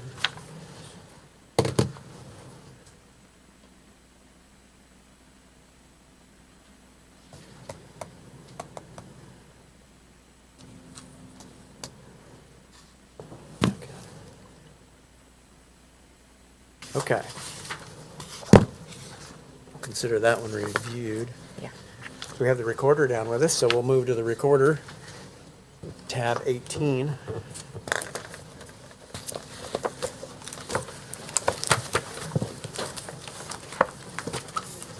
Okay, we've got a couple of budgets here. We'll begin with the general fund recorder's budget.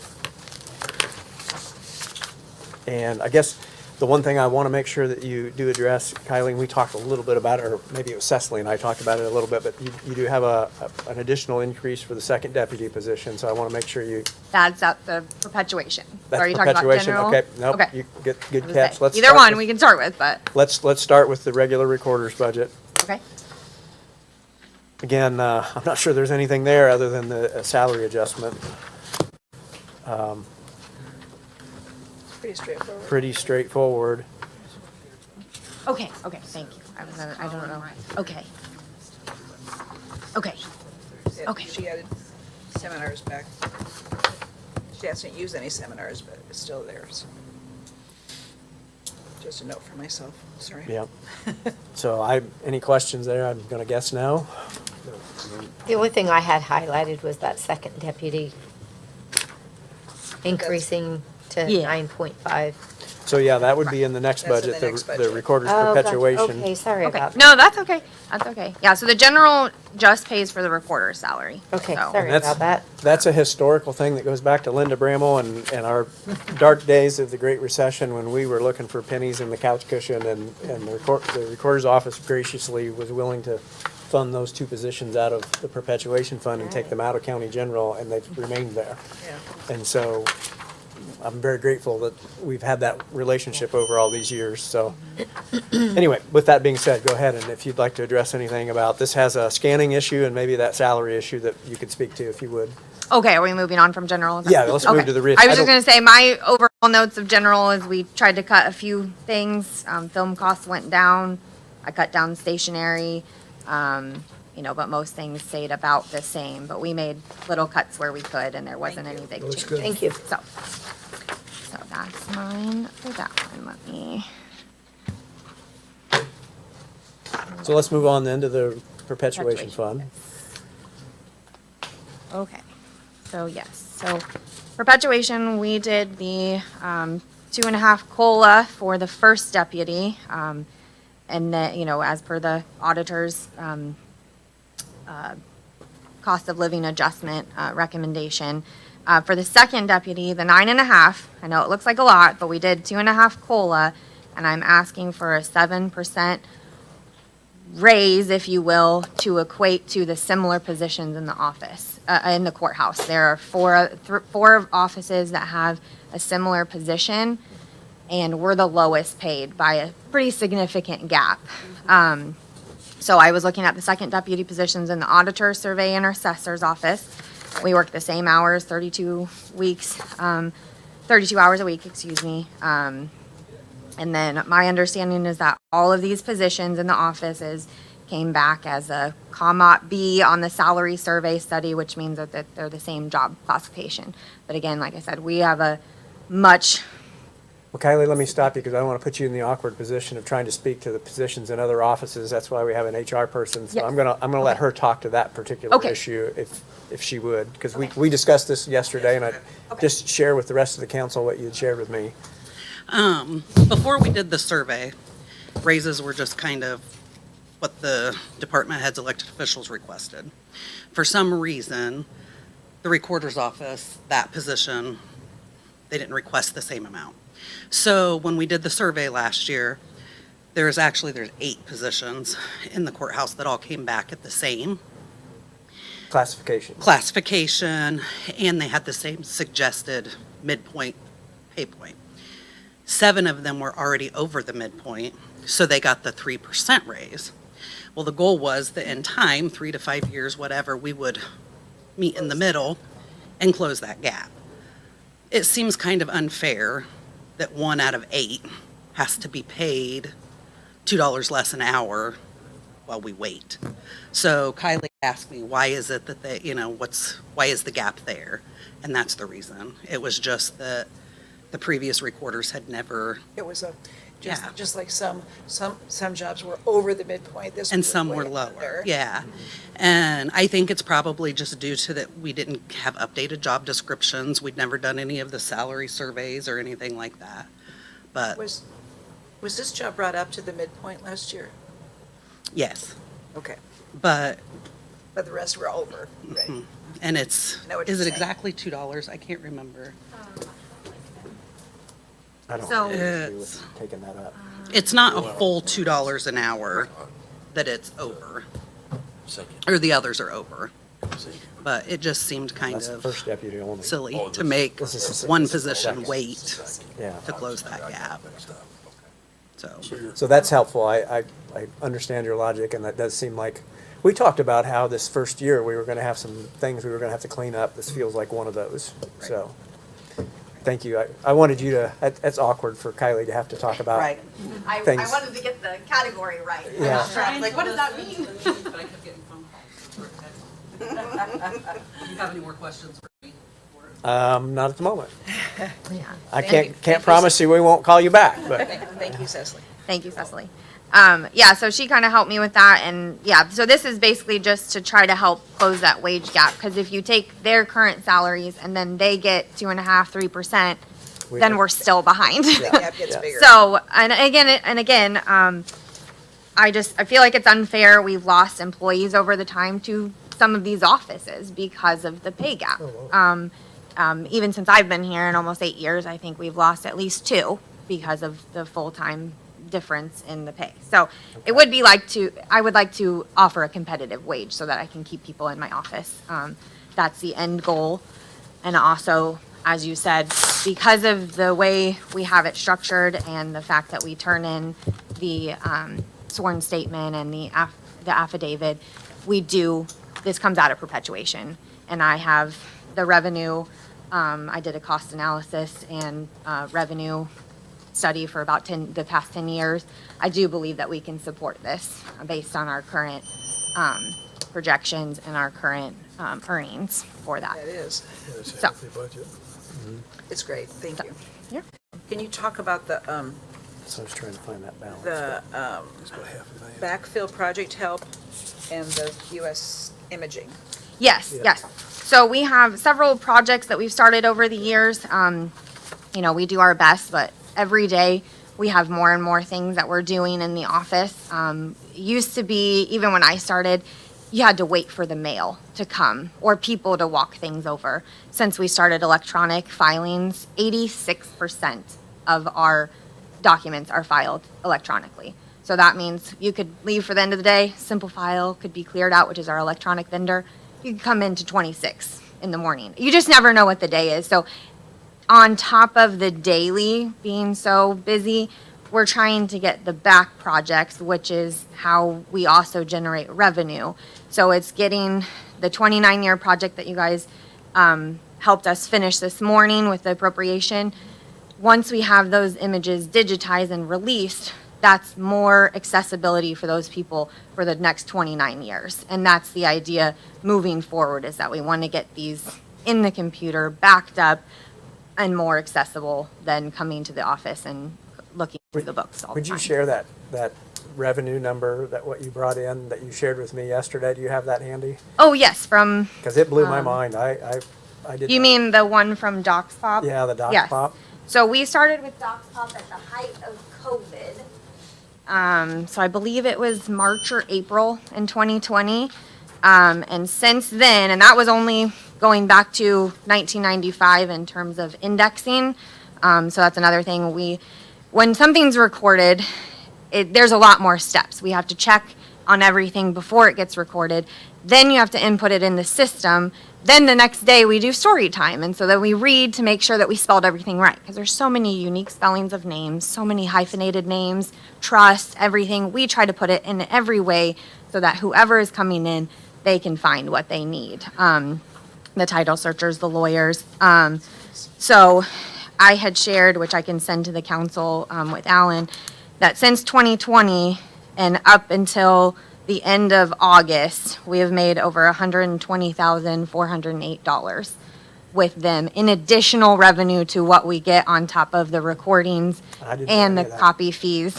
And that's accessible for people not in the courthouse. You don't have to come here to do that. It is online through a online system called Docs Pop. Good. So, Does that go into the perpetuation fund? yes, it does. Okay, Mhm. okay. Yep. And on a side note, with some of the discussion yesterday, I do not believe there's anything that we upcharge for digitization, because that is what the perpetuation fund is for, Okay, if that okay. helps. So, Great to know. So, So- if you don't mind me jumping in, because No. so the purpose of our meeting yesterday was Commissioner Weaver and I met with Kylie to talk about this new $100,000 request and just making sure that we weren't duplicating services or we weren't getting at cross purposes with the Document Mountain work. And as we went back and reviewed that original Document Mountain contract, the recorder's office was specifically exempted from that original contract. And I think, as we discussed, the primary challenge at the time was the redacting. That whether that function could be done beyond just the scanning part of it. And so we've got another meeting set up, and we're gonna look at this a little more in depth. I think we want to keep this in here for now until we, as a placeholder, we're gonna do our due diligence to make sure that we're, ultimately, the goal here is to have countywide, with all county documents, that same accessibility that the recorder's office already has through Docs Pops.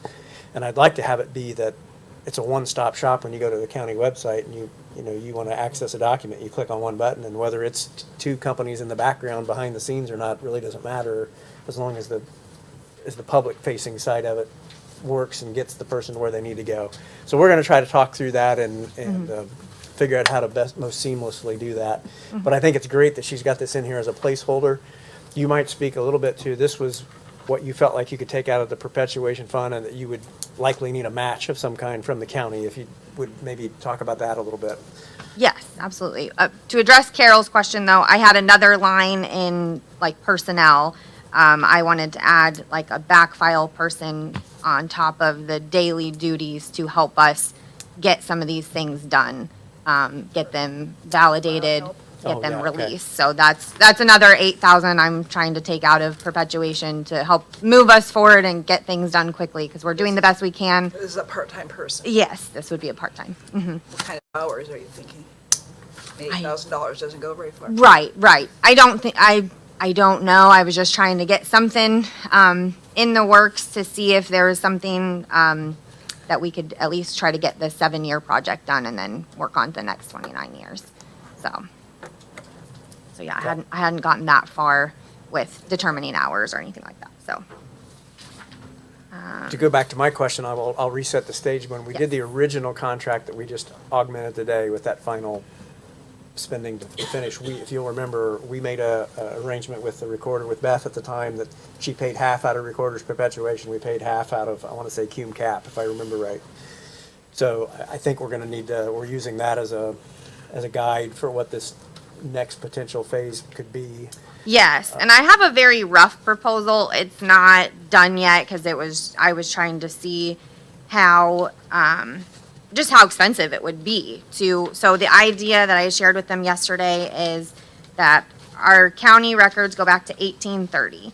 And my idea is to try to get the deed and miscellaneous, those are the most used books because mortgages fall after so many years, 20, 30 years, mortgages fall off, and so they don't, they're not accessed as much.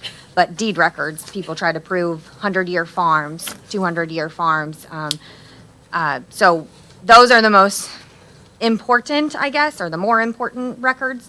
So I have a rough estimate of the index books, which is how you can try to find things until we get it into the computer.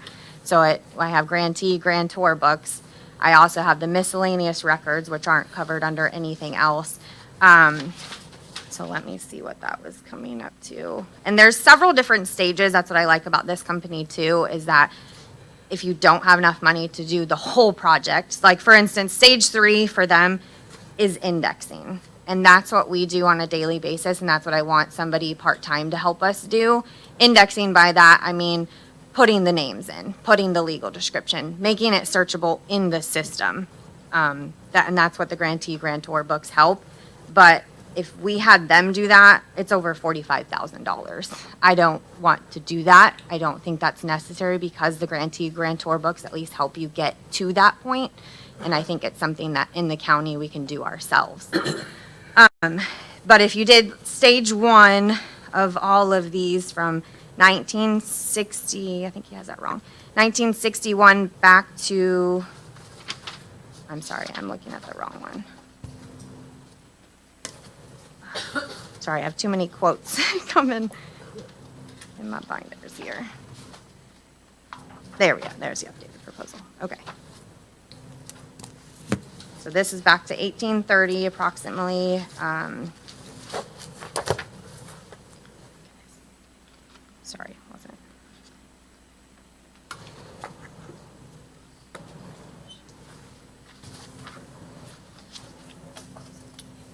So we're talking about index books alone to do the full stage. That's about 30,000. Then we have the deed books, which again, this is, customizable. You can pick and choose what you want to do if we needed to just focus on one book versus both of the books. But I think stage 1 of the deed books alone from 1961 back to 1830, and that's about 100,000. So then when you add the grantee, grantor books of 30,000 and the miscellaneous books, we're looking at phases 1 and 2, about 222,000. In addition to the 100 or No, altogether? total. Okay. Yeah. So that's where I wanted to put out there that I'm committed to this. I want to digitize. I think it is important. I think that's where the world is going. Yeah. But I do want to make sure that it is the right company, the right fit, everything. So again, we're having those talks. But that's where I would like to put in some of that money from the perpetuation Yeah, fund. so at this point, I just wanted everybody to see the vision or be aware of the vision, and we'll keep working, and I'm sure it'll come back. So, Right, yeah. By then, we would have a real proposal, more explanation. This was just, hey, give me an idea of how much it would be to do all these books. Up to this point, we've only done film. So film and books are very different in terms of how they digitize, because you can't take glued books apart. You got to turn the pages and take a picture, and it's not something you can run a roll through a scanner.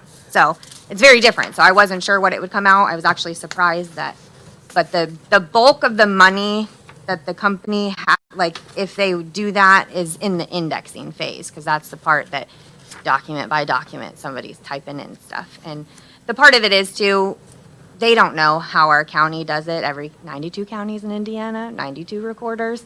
They have their own way of how they index things. So even if you paid an outside company, you might get the basics, but they might not know we don't do, 3 sectionals in our descriptions, and this is how we do our trust names. So did want to point that out. Any So questions? they do it the way that you want it done? Is that what you're saying? We would give them, no, I'm saying like they would probably have their system. Okay. We would do it, like if I hire someone part-time, we would train them exactly how to do it so that it's comparable to everything else in our system. Okay. I know that some other recorders we've talked about, they've had outside companies index, and they're like, we spend time fixing it, because people can't find, because you get used to the way you search in one county, and if it's not there, you know, in the way that you have it, the searchers or title companies are like, oh, I can't find it, you know, and then things get missed, so.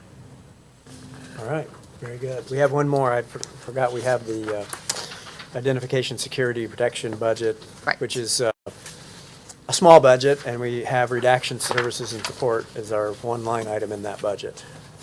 Yes. And so that's, again, that's the fee that we pay to CSI. I do not believe, yeah, it's the same price as 2025, and the way that is. And then I have a redaction estimate. That goes back to the 29-year project, so even if we started, when I get the commissioners go ahead, you know, assuming I do next week to sign the contract with them, we will still have to have all those images redacted. And so I'm planning on this coming next year, because they already have several projects lined up and we're almost at the end of the year. So that's where the 5,800, excuse me. And then the next redaction is the breakdown of the books, should we move forward with the digitizing of the deed and miscellaneous records. Okay. Any questions? Very good, thank you. Great job. All right, thanks so much. You are welcome. Great detail. Renee, they're prepared to wait if you want to go ahead and break for lunch. Thank you. I was going to ask you. Yeah, because by the time we get, somebody else will be in, somebody else will be in. Yeah, let's do that. Because we're right on noon. Let's adjourn, not adjourn, let's recess Recess. until